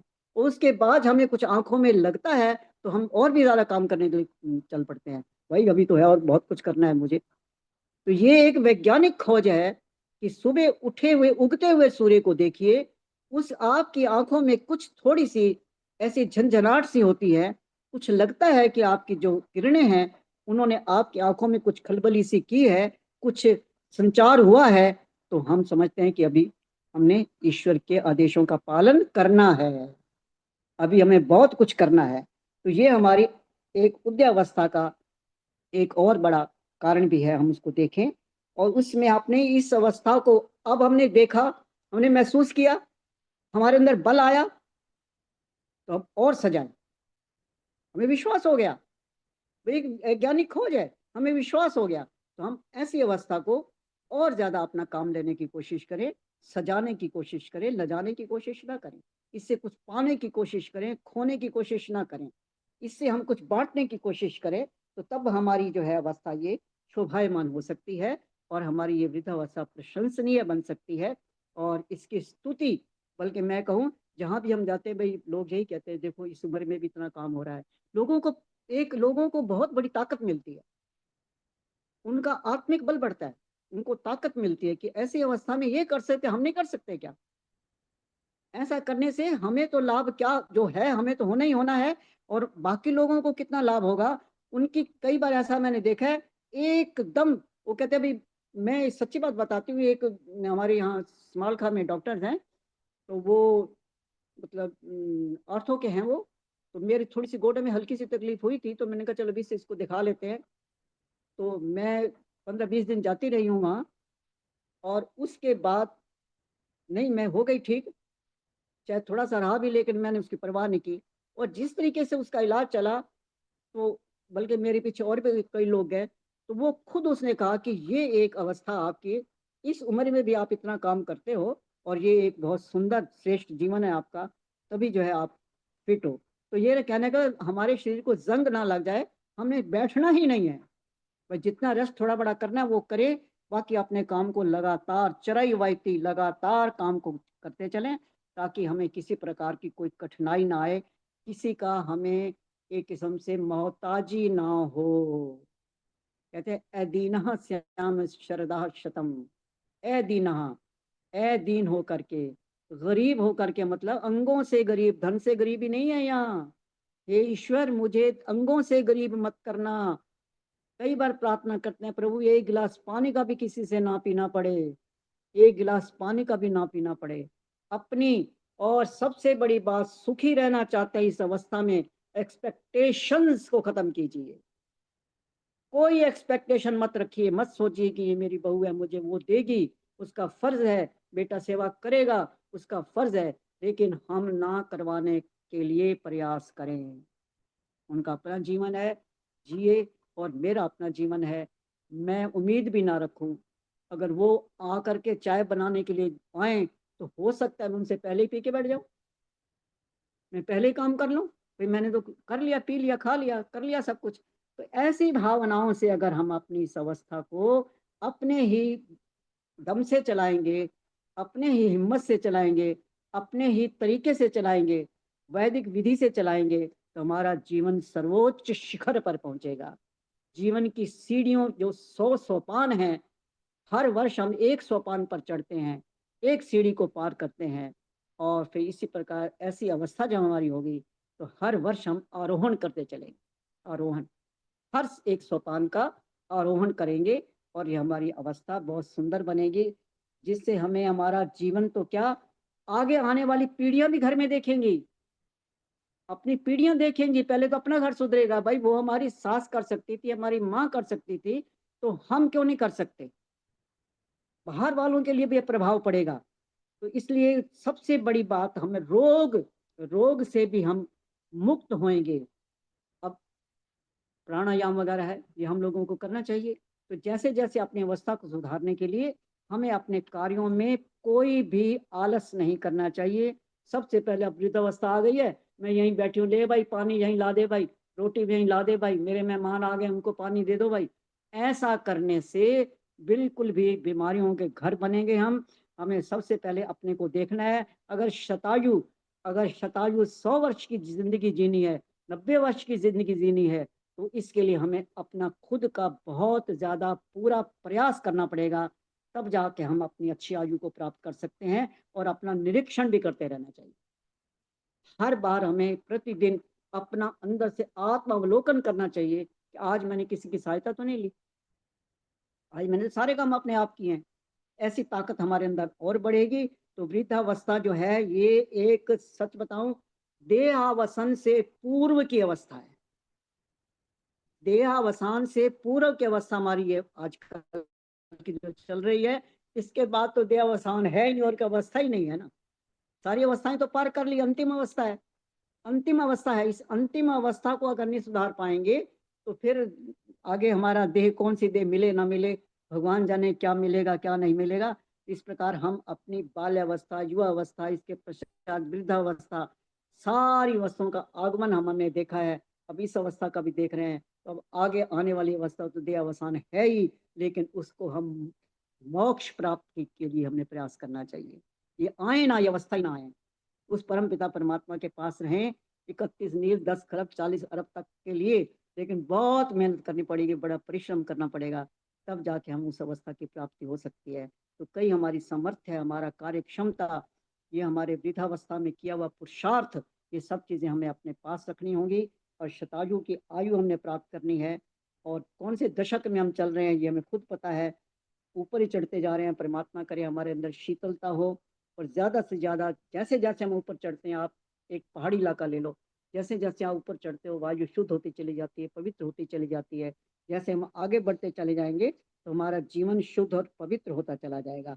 और ये हमारा एक किस्म से आप ये लगा के चले कि जीवन का जो है, वृद्धावस्था हमारा जीवन का शुक्ल पक्ष है। इससे पहले हमारा कृष्ण पक्ष था, समय नहीं था हमारे पास, बिल्कुल समय नहीं था। हमें दैनिक जज करने का समय नहीं मिलता था, भाग भाग के नौकरियां करने जाना है, सब कुछ करना है, नहीं मिलता था समय। ये हमारे लिए एक शुक्ल पक्ष है, और शुक्ल पक्ष ही हमारी वृद्धावस्था को दीप्ति युक्त बना सकता है। शुक्ल पक्ष ही जो है, इसमें हमें हमारी वृद्धावस्था को भव्य और सुंदर और उपयोगी बनाता है। तो जीवन की ये अवस्थाएं जो है हमारे लिए बहुत इंपॉर्टेंट हैं। इसके ऊपर हमें काम करें, सोचें, और अपने अनुभव, हमारा विद्या का अनुभव पूर्ण, हमारा एक आदर्श, कितना हमने अपने जीवन को आदर्श बनाया। हमारे पास शिक्षा है, अपने शिक्षा के माध्यम से, अपने वृद्धावस्था के माध्यम से जो हमारे अंदर गुण है, उपदेश करने का गुण है, किसी को जीवन बनाने का गुण है। जिस प्रकार हमारे पास समय मिले, हम खुद महके, जग महकाएं, और लोगों के पास जाएं, उनका जीवन बनाएं ताकि वो भी हमारी तरह आगे बढ़ सकें। और एक लाइन में ख़त्म करते हुए कहूँगी, अभी भजन सुन करके, ये मैंने लिखी है 2 लाइनें, विशेष तौर हम सभी के लिए जितनी हम इस अवस्था में पहुंचे हैं। तुम भूल जाना जो सहे हो गम, तुम भूल जाना, जितनी मेरी बहन भाई यहाँ बैठे हैं, कई बार दिमाग में आता है कि भी आजकल की पीढ़ी तो बहुत आनंद ले रही है, हमने तो जवानी में भी आनंद नहीं देखा, क्योंकि बड़े बड़े परिवार हुआ करते थे, हम लगातार सेवा में रहे हैं, अब भी हमारे जिम्मे सेवा ही है, हमें तो किसी चीज़ का समय नहीं मिला, ना कपड़े पहनने का, ना शादियों पे जाने का। ये भावनाएं आ जाती हैं, कई बार आती हैं, ना गहने पहनने का, ना सजने का, नौकरियां होती थी, ऐसी बातें आती हैं। तो हमने इसका क्या सरल निकालना है, तुम भूल जाओ जो सहे हो गम, क्योंकि परिवार बड़े होते थे, अब केवल बिताई खुशियों को याद करें हम। ये कभी नहीं हो सकता कि कोई खुशी हमारे जीवन में ना आई हो। बुढ़ापे में कैसे आनंद मान करके चले हम, क्योंकि असली जीवन तो जी रहे हैं सत्संगों में हम। ये आप भाई साहब का धन्यवाद करो जो इतना आपको सत्संग में लेके आ रहे हैं। इसके बाद पुरुषार्थ से जीवन में, पुरुषार्थ से अब भी पुरुषार्थ से अपने जीवन में जिंदगानी भरे हम, हंसते हंसते रहें हरदम हम। अगर ईश्वर ने चाहा, अगर ईश्वर ने चाहा तो हंसते हंसते इस सत्संगों से लौट करके या सत्संगों में तोड़ेंगे दम। ये हमें ईश्वर जो है पूरी की पूरी, ईश्वर हमें तसल्ली दे रहा है, हम ईश्वर से तसल्ली मांग रहे हैं। अगर हमें अब थोड़ा सा इतना हमने किया है तो हमारा जो है अंतिम जो प्राण है वो भी अगर सत्संगों के माध्यम से चले जाए तो इससे बढ़िया कुछ नहीं हो सकता। आपके चरणों में समा जाए, इससे बढ़िया कुछ भी नहीं हो सकता। इसलिए हम इस वृद्धावस्था को परमात्मा ने हमें दिया, हम और बहुत सुंदर तरीके से इसका अपने अनुभवों का खजाना है जो हमारे पास, इस अनुभव को खजाने को बांटें, एक सम्मानित और संतुष्टिदायक जीवन जिए। और इस ये एक स्वाभाविक प्राकृतिक अवस्था है हमारे पास है, कोई मांगी हुई नहीं, एक प्राकृतिक अवस्था है जो परमात्मा ने दी है। सबको बहुत बहुत साधुवाद। ओम शांति। बहुत बहुत धन्यवाद आदरणीय समय हो बहन गया राज। ना? समय हो गया ना? जी जी जी जी, समय तो हो गया होगा ना? हाँ जी हाँ जी। मैं तो वैसे ठीक। चल धन्यवाद। बहुत बहुत धन्यवाद आदरणीय बहन राज गुलाटी जी, बहुत सुंदर चर्चा आपने की। वर्णीय वृद्धावस्था, और यह वास्तव में वर्ण करने योग्य एक आयु है। और ऐसा मैं भी कहीं पढ़ रहा था कि एक जर्नल के अंदर इस प्रकार की जो है बात छपी कि हमारी जो जीवन की सबसे प्रोडक्टिव एज है, A massive study in America found that the most productive age in a man's life is 60 to 70। 60 से 70 की जो उम्र है वो सबसे प्रोडक्टिव एज उसको माना गया है। सेकंड प्रोडक्टिव एज जो है वो 70 से 80 की है। और ऐसे बहुत सारे उदाहरण देखने के लिए मिलते हैं जिसमें हमारे जो, जिनको हम वृद्ध कहते हैं, उन्होंने इस प्रकार के कारनामे करके दिखाए हैं। और भी जो सर्वे बताता है कि average age of a Nobel prize winner is 62। 62 की उम्र है जो, अगर नोबेल प्राइज जीतने वालों की उम्र का एवरेज निकाला जाए। Average age of CEO in A Fortune 500 company is 63। इस प्रकार के बहुत सारे आंकड़े आप देखेंगे तो ये वास्तव में एक ऐसी एज है जिसमें आप बहुत सारा कार्य कर सकते हैं। और आदरणीय राजगुलाटी जी उसका एक उदाहरण है। वो दिन रात उनके मन में लगन लगी रहती है कि जितना हमसे हो सकता है हमें करना चाहिए, एक्टिव बने रहना चाहिए। उन्होंने बताया कि रविवार को भी 3 कार्यक्रम उनके पास हैं। मैंने भी उन्हें आज सुबह ही संपर्क किया। कल एक शादी में, हमारे चाचा जी के यहाँ पे शादी थी, चाचा जी के बेटे की, तो व्यस्तता के कारण मैं कल कार्यक्रम भेज भी नहीं पाया रात को और कुछ निर्धारित भी नहीं कर पाया। तो आज सुबह ही मैंने उनसे संपर्क किया कि आज का हमारा कार्यक्रम है और आपका व्याख्यान रखना है। तो उन्होंने तुरंत हमें सहर्ष स्वीकृति दी और उनके पास में विषय तैयार रहते हैं तुरंत, ऐसा नहीं है कि भाई कुछ तैयार करना पड़ेगा। तो इस प्रकार का उनका स्वाध्याय और जीवन जो है वो चलता रहता है। इससे हम प्रेरणा लें और बहुत अपने जीवन को भी इसी प्रकार बनाने का हम प्रयास करें। वृद्धावस्था को ईश्वर का एक गिफ्ट माने, तोहफा माने। जवानी तो रहती है दिल में निहा, कहते हैं कि जवानी तो रहती है दिल में निहा, अगर दिल जवां है तो हम हैं जवां। अगर हमारा दिल जवां है, कहते हैं ना कि age is just a number, ये तो एक नंबर है। उम्र का बढ़ना तो दस्तूरे जहां है, पर महसूस ना करो तो उम्र बढ़ती कहाँ है। अगर आप महसूस ना करें तो आपकी उम्र बिल्कुल भी नहीं बढ़ेगी। किसी ने किसी से प्रश्न किया, एक विचारक ने, कि हाउ ओल्ड आर यू। अक्सर हम पूछ लेते हैं कि हाउ ओल्ड आर यू, तो उसने कहा कि you are as old as you feel. आप जितना महसूस करेंगे उतने ही ओल्ड हैं, अदरवाइज तो आप हमेशा यंग हैं। तो ऐसे ही अपने जीवन को हम बनाते रहें। हमारे पास बहुत सारे उदाहरण हैं ऐसे जिन्होंने मिरेकल्स किए हुए हैं। हमारे भीष्म ब्रह्मचारी भीष्म जी, जो 108 की उम्र में, 125 की उम्र तक बल्कि वो रहे। तो ऐसे हमारे स्वामी सर्वानंद जी भी, बहुत ऐसे सन्यासी हुए हैं जिन्होंने अपने जीवन को बहुत सुंदर बनाया है। अपने जीवन को हम ऐसा बनाने का प्रयास करें इन उदाहरणों से प्रेरणा लेकर के। और एक पुस्तक भी मैं पढ़ रहा था, सरस्वती साहित्य संस्थान ने एक पुस्तक छापी है, सुभाष चंद्र गुप्ता जी इसके लेखक हैं, कि वृद्धावस्था में भी आप क्या नहीं कर सकते। ये एक पुस्तक है कि वृद्धावस्था में भी आप क्या नहीं कर सकते। तो इसमें बहुत सारे उदाहरण और बहुत सारी बातें इसमें बताई गई हैं। तो हम इस प्रकार की सुंदर पुस्तकों को पढ़ें और अपने जीवन को आगे बढ़ाने का प्रयास करें। आइए, इससे पूर्व कि मैं भूल जाऊं, एक सूचना मुझे आपको देनी है कि 3 मई को अंतर्राष्ट्रीय यज्ञ दिवस है। और 3 मई को हम प्रयास करें कि घर घर यज्ञ हो और हर घर यज्ञ हो। हम आर्य समाज में तो साप्ताहिक करते ही हैं, इस बार रविवार पड़ रहा है तो थोड़ा सा उससे साथ में क्लैश हो रहा है। हम इस कार्यक्रम को विगत कई वर्षों से करते चले आ रहे हैं। ऑनलाइन यज्ञ का आयोजन किया जाएगा। आप अपने घर में यज्ञ करें। प्रातः 7 से 8 बजे उसका कार्यक्रम रहेगा, जिसमें स्वामी विवेकानंद परिव्राजक जी भी अपना आशीर्वाद देने के लिए उपस्थित रहेंगे 15 मिनट के लिए। अंतिम जो उसका सत्र है उसमें 7 से 8 में, तो 7:45 से 8 बजे तक आदरणीय स्वामी विवेकानंद परिव्राजक जी का भी समय स्वीकृति हमें प्राप्त हो चुकी है। इसका लिंक बना करके मैं आपको भेजूंगा सभी को। उस लिंक के माध्यम से आप अपने अपने घर में यज्ञ करें और उसको उस लिंक के साथ में जुड़ करके आप दिखाएंगे जूम के ऊपर। तो एक बहुत सुंदर कार्यक्रम, हमारी बहुत अच्छी उपस्थिति इस कार्यक्रम में रहती है। कई वर्षों से हम इस कार्यक्रम को कर रहे हैं, कोरोना के समय से। तो इस अंतर्राष्ट्रीय यज्ञ दिवस के उपलक्ष्य में हम 3 मई रविवार को प्रातः 7 बजे से 8 बजे तक अपने अपने घर में यज्ञ करके एक साथ उसको जूम के माध्यम से लाइव यज्ञ करेंगे। तो लिंक में इसका आपको भेजूंगा अलग से बना करके।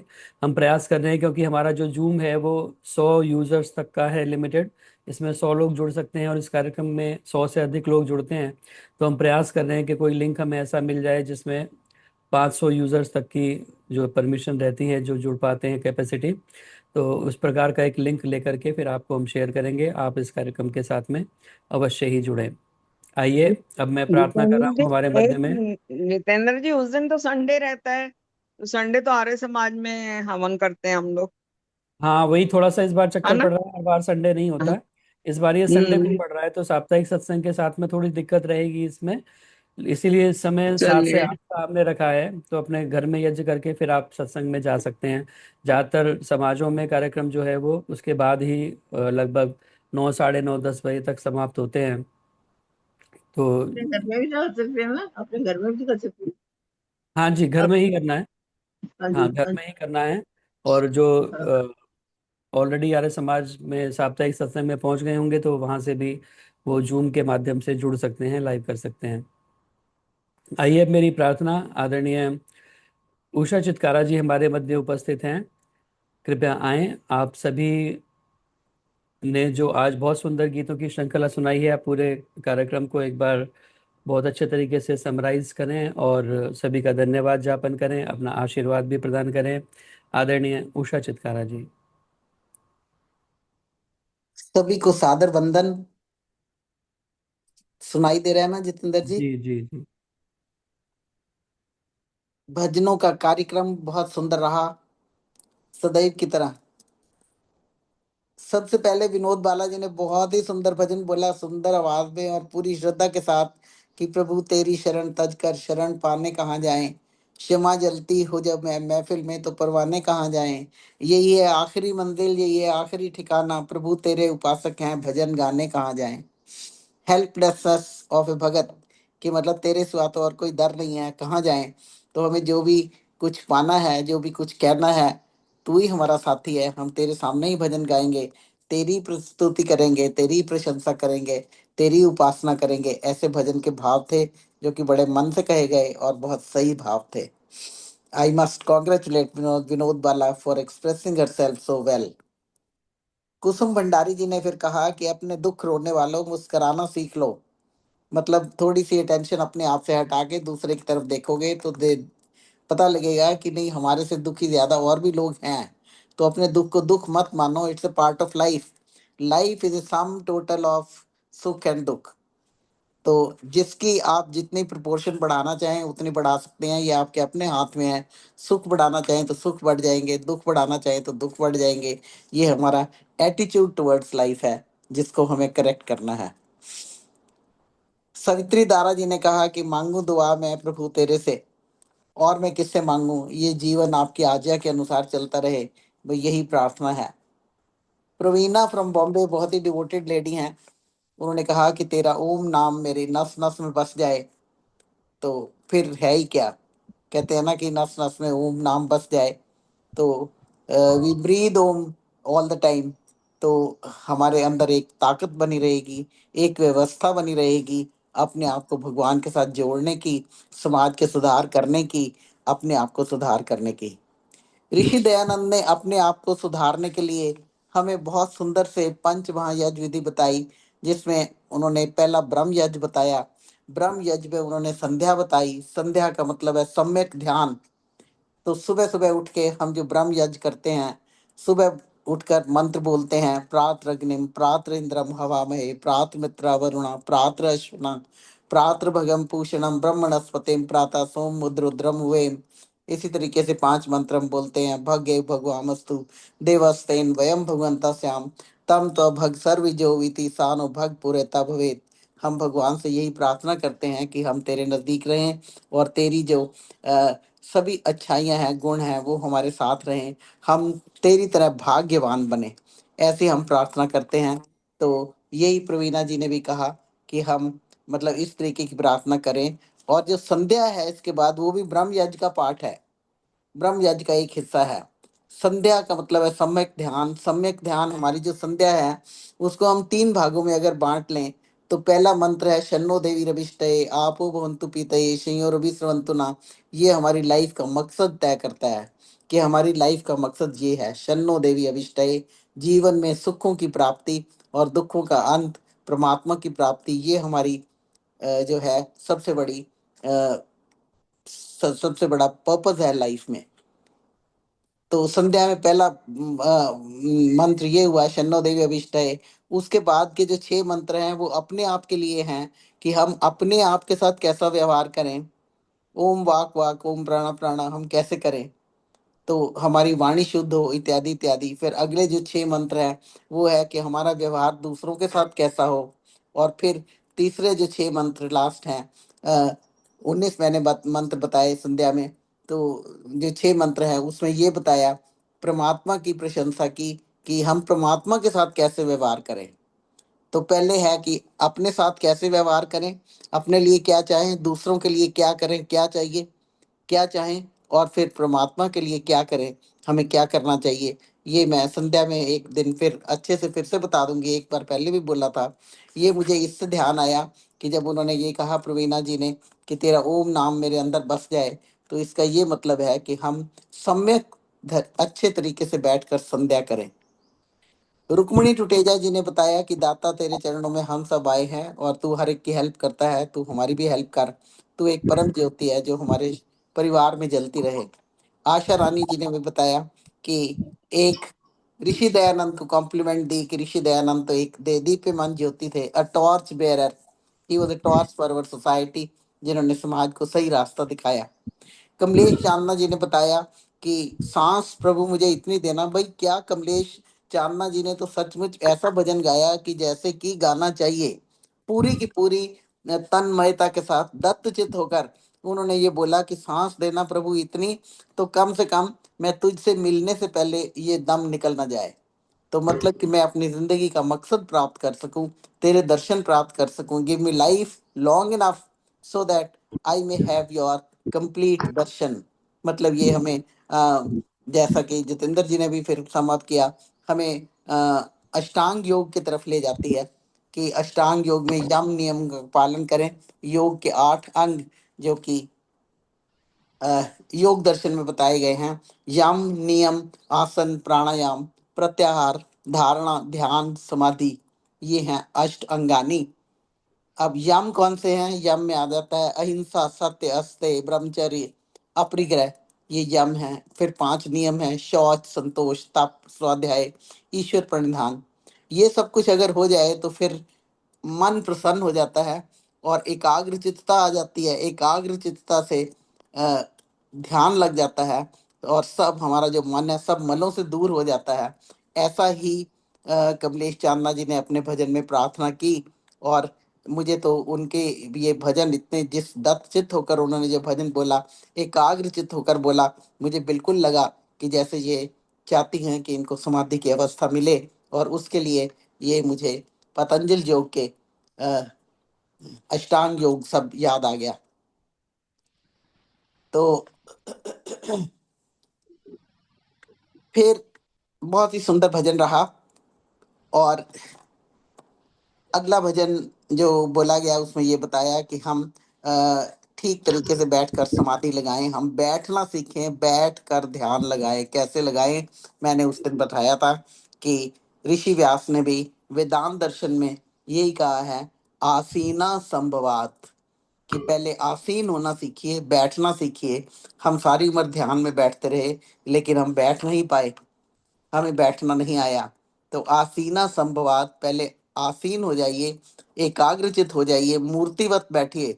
स्थिरम, स्थिर आपका आसन होना चाहिए। जैसे भी आप चेयर पे बैठे या बेड पे बैठे या आसन बिछाकर बैठे, वो उसमें तन्मयता होनी चाहिए, उसमें एकाग्रता होनी चाहिए, उसमें हिलना जुलना मना है। मूर्तिवत बैठे स्थिर, और फिर तब ध्यान सिर्फ परमात्मा की तरफ हो एकाग्रचित होकर। ये ऐसा भजन में बोला गया। सुषमा तनेजा जी ने बताया कि ईश्वर पर ईश्वर के गुण जो गाएगा 2 घड़ी तो ध्यान तेरा लग ही जाएगा। मतलब कहते हैं ना, 2 घड़ी भगवान काले नाम तू, छोड़ कर दुनिया के सारे काम तू। अब 2 घड़ी, 1 घड़ी में 24 मिनट होते हैं, 2 घड़ी का मतलब है 48 मिनट। तो कम से कम आप 48 मिनट 1 घंटा तकरीबन ध्यान में बैठें तो कुछ ना कुछ बनेगा। ध्यान में कैसे बैठें? आसीना संभवात, ठीक तरीके से आसीन होकर तभी संभव होगा, ऐसा वेदांत दर्शन में लिखा है। तो रविंद्र गुप्ता जी ने भी यही बताया कि ओम नाम मधुर नाम मेरे अंदर बस जाए और हम इसका जाप करते रहे विद डिवोशन, तो एक ना एक दिन हमारे में परिवर्तन होगा ही। अब राज गुलाटी जी ने सारे भजनों को समअप करते हुए उन्हें ये बताया कि देखो, हमारी ये जो वृद्धावस्था है सो कॉल्ड, तो वृद्ध का मतलब होता है पक जाना, कि हम पूरी तरीके से तैयार हो गए हैं। वर्णीय है, ये चाहने वाली है, ये दुत्कारने वाली नहीं है। इस अवस्था को हम अडॉप्ट करें, सौम्यता से अडॉप्ट करें। और इसके लक्षण क्या है? जब चीज पक जाती है तो वो ठहर जाती है, सुंदर हो जाती है। फल पक जाता है तो खाने लायक हो जाता है, सुंदर हो जाता है। इसी तरीके से हमारा ये जो जीवन है ये सौम्यता को प्राप्त करे। सौम्यता, चांद जैसी ठंडक उन्होंने बताई, शांति और शीतलता हमारे अंदर हो। ये नहीं कि हम बुजुर्ग हो गए तो हमने परिवार वालों पे गुस्सा करना शुरू कर दिया कि हमारा ध्यान नहीं किया, हमें ये नहीं दिया, हमें वो नहीं दिया। तो we have to be self dependent. हमें एक्सपेक्टेशंस किसी से नहीं करना कि जरूरी मेरी बहू करेगी या मेरी मेड करेगी। या जितना आप अपने आप कर सकते हैं, जितना हम अपने आप कर सकते हैं, हम सेल्फ डिपेंडेंट रहे। मेरी आज तक ये कोशिश रही है कि मैं किसी से 1 गिलास पानी मांग कर नहीं पिया। तो हम ऐसा प्रयत्न करें कि उठकर हम अपना काम खुद करने की चेष्टा करें। और इससे क्या है, हमें प्रसन्नता मिलेगी, हम सेल्फ डिपेंडेंट होंगे और हम अपने आप को वृद्ध नहीं समझेंगे। हम किसी न किसी तरीके से अपने परिवार की हेल्प कर सकें तो अच्छा है। जैसा कि गुलाटी जी ने बिल्कुल प्रैक्टिकल बातें करी, उन्होंने कहा कि हम उनको कुछ हेल्प कर सके तो ठीक, ना कर सके तो कम से कम अपने आप में मस्त रहें, व्यस्त रहें। और इस तरीके की कलाओं को हम जागृत करें। जैसे हम मीठी वाणी बोले, उसमें तो कुछ नहीं लगता। गुस्सा करने में तो आपकी, गुस्सा करने से क्या होगा कि हमारी अंदर की सारी जो ताकत है वो गुस्से में लग गई। तो गुस्से ने एक तरीके का रस प्रोड्यूस किया। वो रस जो है बहुत खतरनाक है, वो आपके अंदर के रस को पॉइजन कर देगा, तो खराब कर देगा, आपकी हेल्थ खराब होगी, आपके ब्लड प्रेशर हाई होगा उससे, या लो होगा या हाई होगा, जिसकी जैसी टेंडेंसी होगी, मतलब अंदर की व्यवस्था खराब हो जाएगी। तो हम क्या करें, हम सहनशील बने, सहो अस्ति सहो मई मई दही। ये जो हम हवन करते हैं, चाहिए ये मैंने पिछली बार भी कहा था, उससे पिछली बार भी, हम संध्या करते हैं, हम हवन करते हैं, रोज करते हैं। और तो हम कम से कम एक मंत्र का मीनिंग अपने सामने रखकर, सामने से मेरा मतलब दिमाग में, अपने मन में जब आप स्वाहा बोल रहे हैं तो उसका मीनिंग सामने आ जाए, तो देखिए आपका मन भी लग जाएगा। तो हम मस्त रहें, व्यस्त रहें, अपनी कलाओं को जगाएं, मीठी वाणी बोलें। कहते हैं ना कि कौवा काको लेत है, कोयल काको देत, मीठी वाणी बोल के जग अपना कर लेत। तो मीठी वाणी से तो कुछ नहीं जाता, लेकिन उसके मीठी वाणी से आप में संयम पैदा करना पड़ेगा, अपने आप में संयम पैदा करना पड़ेगा। जो उस टाइम की क्रोध की, उस टाइम की एक्सपेक्टेशंस की, ईर्ष्या द्वेष की भावना है, वो उनको खत्म करना पड़ेगा। तो मीठी वाणी पे इन्होंने जोर दिया। और फिर ये तो उन्होंने कहा ही सही कि लव ऑल, हमारा जो प्यार है इस अवस्था में अनकंडीशनल होना चाहिए। ये बदले में नहीं होना चाहिए भी वो मेरे साथ गंदा बोलता है, बेटा या बहू या बच्चे या कोई भी, तो वो गंदा बोलते हैं तो मैं भी गंदा ही रिस्पॉन्स दूं, नहीं। शठा शाठ्यम आचरेत, ये वाला फॉर्मूला हमने नहीं अपनाना। शठा शाठ्यम आचरेत का मतलब बुरे के साथ बुरा व्यवहार नहीं, ऐसा नहीं करना।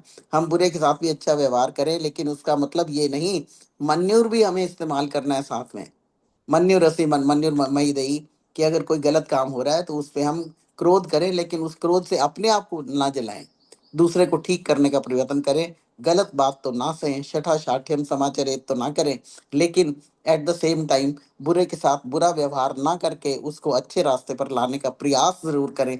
ये नहीं कि हम प्यार ही करते रहें सबको और वो हमारा मिसयूज करते रहें। तो don't be a victim of that feeling. तो सेवा का भाव रखें। ऑफ कोर्स ये हमारे आर्य समाज के नियम कहते हैं कि हम समाज की सेवा करें, नीडी की व्यवस्था करें।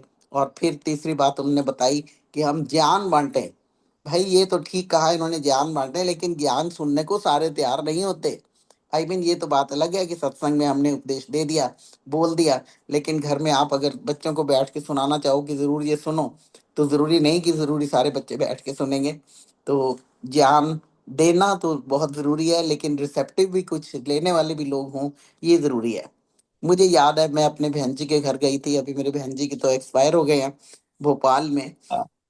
तो उनके बच्चे मैरिड अपने अपने घरों में थे, बड़े बेटे के पास वो रहते थे, तो दूसरे दो बेटे भी पास ही थे, बच्चों के साथ नजदीक रहते थे। तो उन्होंने कहा भी, मुझे घर में गुड्डी बुलाते थे, गुड्डी तो ऐसे कर, तू ना आज शाम को सत्संग कर एक, यहीं पे अपने ड्राइंग रूम में यहाँ बैठ के, सभी आएंगे और सभी सुनेंगे, पहले हम हवन करेंगे फिर तू उपदेश करेगी। तो वो मुझे अभी भी याद आता है। और उनके बच्चे ओबीडियंट सारे के सारे आ गए और सारे के सारे बैठे, पहले सबने मिल के हवन किया, फिर उसके बाद जो भी हो सका हवन के बारे में और क्या करना है क्या नहीं करना है, जनरल मैंने कुछ ज्ञान की बातें बताई, जैसे कि गुलाटी जी कह रहे थे ज्ञान दे, तो जहाँ पे रिसेप्शन हो, रिसेप्टिव माइंड हो, वहाँ ज्ञान जरूर दें। जहाँ पे रिसेप्टिव माइंड नहीं है, वहाँ तो कहते हैं कि बिन मांगे ज्ञान देने की जरूरत नहीं है। तो ये कलाएं हमें दीप्तिमान बनाएंगी, ऐसा इन्होंने बताया, बड़ी सुंदर शुद्ध हिंदी बोली। तो इन्होंने इनफैक्ट अपने पर्सनल एक्सपीरियंस से भी बहुत ज्यादा बात करी।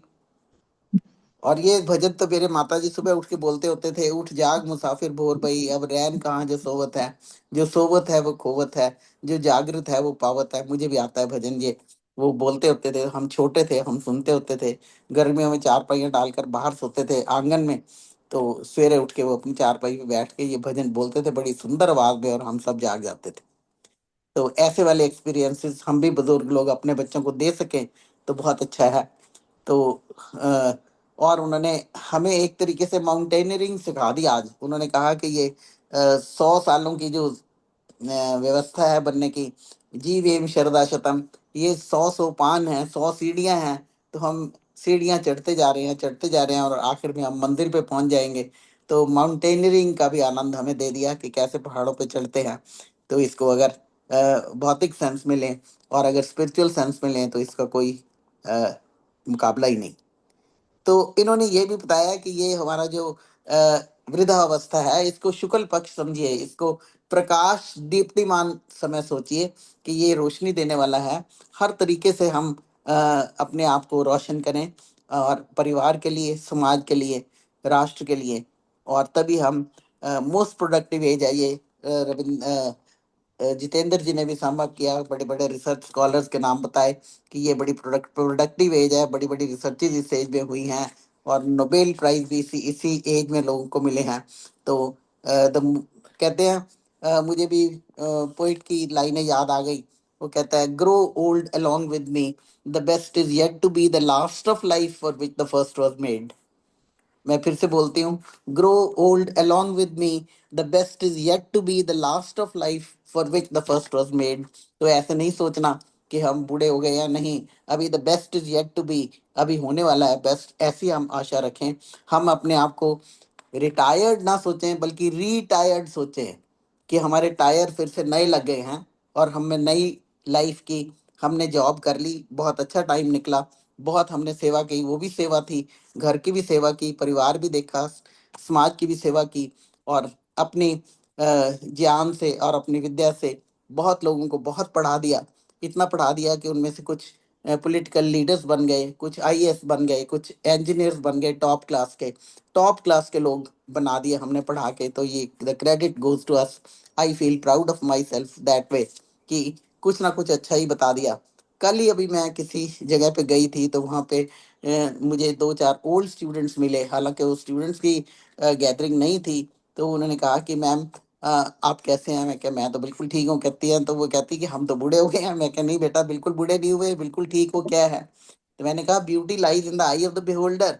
वो कहते हैं, नहीं नहीं, मैं, मेरे से, हमारे से और भी लोगों ने बात की कि कभी कोई मिलता है, तो हमने कहा हाँ मैम चित्कारा मिलती हैं, तो कैसी लगती है? कि वैसी ही लगती हैं। मैं क्या, वैसी तो नहीं बेटा, आई गेन वेट। कहते नहीं मैम, आप बहुत अच्छे लगते हो। मैं कोई तारीफ नहीं करना चाह रही, पर मैं ये कह रही हूँ कि you should leave an impact upon your students in the manner that they miss you, that they miss you always. तो she was such a beautiful lady, she was a doctor। और उसने मुझे ये मतलब कॉम्प्लीमेंट दिए वहां पे gathering में, और उसने कहा कि बहुत अच्छा लगता है। मैंने फिर भी उसी को कॉम्प्लीमेंट दिया। मैंने कहा, नहीं, beauty lies in the I of the beholder, तुम ऐसा समझते हो इसलिए ऐसा है। तो कहती, नहीं नहीं, ऐसा नहीं है। मैं क्या, एनीवे, गॉड ब्लेस यू, बहुत अच्छा लगा। तो हम ऐसी छाप छोड़ कर जाएं, ऐसा इम्पैक्ट ऐसा दें अपने परिवार में, अपने बच्चों में, कि मतलब दुनिया याद करे कि हमने कुछ किया है, कुछ काम करने योग्य कर जाएं, कुछ सुधार कर जाएं समाज का, कुछ ज्ञान दें। उससे पहले हमें अपने आप को सुधारना पड़ेगा, अपने आप को हमें दीप्तिमान करना पड़ेगा। जैसे कि एक मेरी बहन ने बोला कि ऋषि दयानंद तो एक वो थे, मतलब टॉर्च थे। तो उन्होंने बड़ा सुंदर सा वर्ड बोला था, मैं भूल गई, हिंदी में बोला था। तो मतलब हम भी इसी तरीके से टॉर्च बने, कि और जाते जाते, कहते हैं ना, lives of great men all remind us we can make our lives sublime, and departing leave behind us footprints on the sands of time, footprints that others may follow। ऐसे फुटप्रिंट छोड़ जाएं, ऐसे निशान छोड़ जाएं जो दूसरों के लिए फॉलो करने योग्य हो। तो देयरफॉर नेवर रिपेंट कि आप बूढ़े हो गए हो, डोंट थिंक कि we are retired, no, we are retired. हमने नए टायर लगवा लिए हैं, और हम बिल्कुल फर्स्ट क्लास फ्रेश और एक्टिव हैं, सेल्फ डिपेंडेंट हैं, किसी से कुछ एक्सपेक्ट नहीं करते, समाज सुधार कर रहे हैं, अच्छे काम कर रहे हैं, मस्त हैं, व्यस्त हैं, और हम एकाग्रचित्त होकर ध्यान में बैठने का प्रयत्न कर रहे हैं। इस अवस्था में ये बहुत जरूरी है। मैं फिर उसी बात पे आऊंगी कि हम ध्यान में बैठें, और ध्यान में बैठकर हम आसीना संभवात, हम ऐसे आसीन हो जाए ताकि हमारी समाधि संभव हो सके, हम भगवान के दर्शन कर सकें, जिसके लिए हमें मिला है, जिसके लिए जीवन मिला है। जो संध्या का पहला मंत्र है, शन्नो देवी अभिष्टये आपो भवन्तु पीतये शंयो रवि स्रवन्तु नः। तो स्रवंतु ना, सब जगह ऐसी ठंडक फैल जाए, ऐसी शांति और सुख फैल जाए, तभी हम कह सकेंगे कि हम समाज सुधार कर रहे हैं। हम ये प्रेयर करेंगे, ओम इंद्रम वर्धन्ते अप्तुरा कृण्वन्तो विश्व मारियम अपघनन्तो अरावणा। हे सत्कर्मों में निपुण सज्जनों, हे आर्यो, परमेश्वरी शक्तियों को बढ़ाते हुए, पापियों का नाश करते हुए संपूर्ण संसार को आर्य बनाओ। ऐसा हमारा मकसद होना चाहिए। ऐसी इसी तरीके की वृद्धावस्था वर्णीय होनी चाहिए।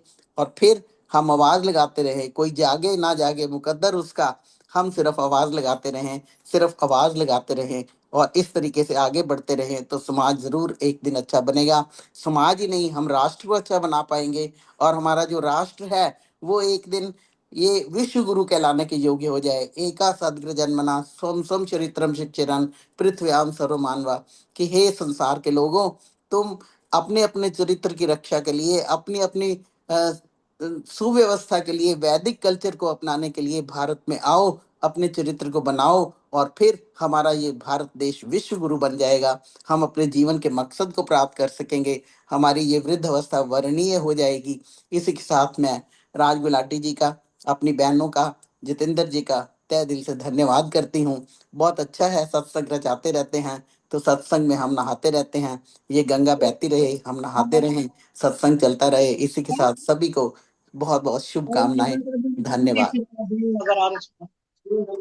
बहुत बहुत धन्यवाद आदरणीय महोदय उषा चित्कारा जी। बहुत सुंदर आपने कार्यक्रम को समराइज किया, बहुत सुंदर अपने भी आपने विचार उसके बीच में दिए और हम सभी को धन्यवाद और आशीर्वाद भी दिया। आपका बहुत बहुत धन्यवाद। इतनी सुंदर तरीके से इतने कम समय में इतनी सारी बातों को आपने पिरोया। आइए अब शांति पाठ करके आज के कार्यक्रम को समापन करें, क्योंकि समय काफी आगे बढ़ चुका है। और एक बार पुनः आपको याद दिला दूं कि 3 मई को अंतर्राष्ट्रीय यज्ञ दिवस है। हम सभी को अपने अपने घर में यज्ञ करना है और जूम के साथ लाइव जुड़ करके करें, ताकि एक संगठन का परिचय हो, सभी मिलकर के करें, एक दूसरे को देखेंगे तो प्रेरणा भी मिलती है। तो आप सभी लिंक में भेज दूंगा, उससे जुड़ करके 7 से 8 बजे के बीच में यज्ञ में सम्मिलित होंगे 3 मई रविवार को। आइए अब शांति पाठ करके कार्यक्रम का समापन करें और उसके बाद में फिर अनौपचारिक चर्चा 1-2 मिनट के लिए खुला रहेगा। ओम द्यौः शान्तिरन्तरिक्षं शान्तिः, पृथिवी शान्तिरापः शान्तिरोषधयः शान्तिः, वनस्पतयः शान्तिर्विश्वे देवा शान्तिः, ब्रह्म शान्तिः सर्वं शान्तिः। शान्तिः शान्तिः सामा शान्तिरेधि।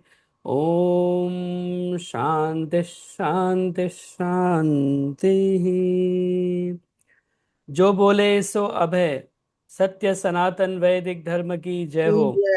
मर्यादा पुरुषोत्तम भगवान श्री रामचंद्र की जय। योगेश्वर भगवान श्री कृष्णचंद्र की गुरुवर विरजानंद की जय। युग प्रवर्तक महर्षि प्रवर देव दयानंद की जय। भारत माता की जय। गौ माता का पालन आर्य समाज अमर रहेगा, वेद की ज्योति जलती रहेगी, ओम का झंडा ऊंचा रहेगा।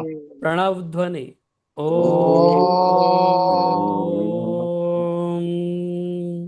वैदिक अभिवादन सभी सभी को को सादर नमस्ते जी। बहुत बहुत धन्यवाद। सभी को सादर नमस्ते जी, सभी को सादर नमस्ते।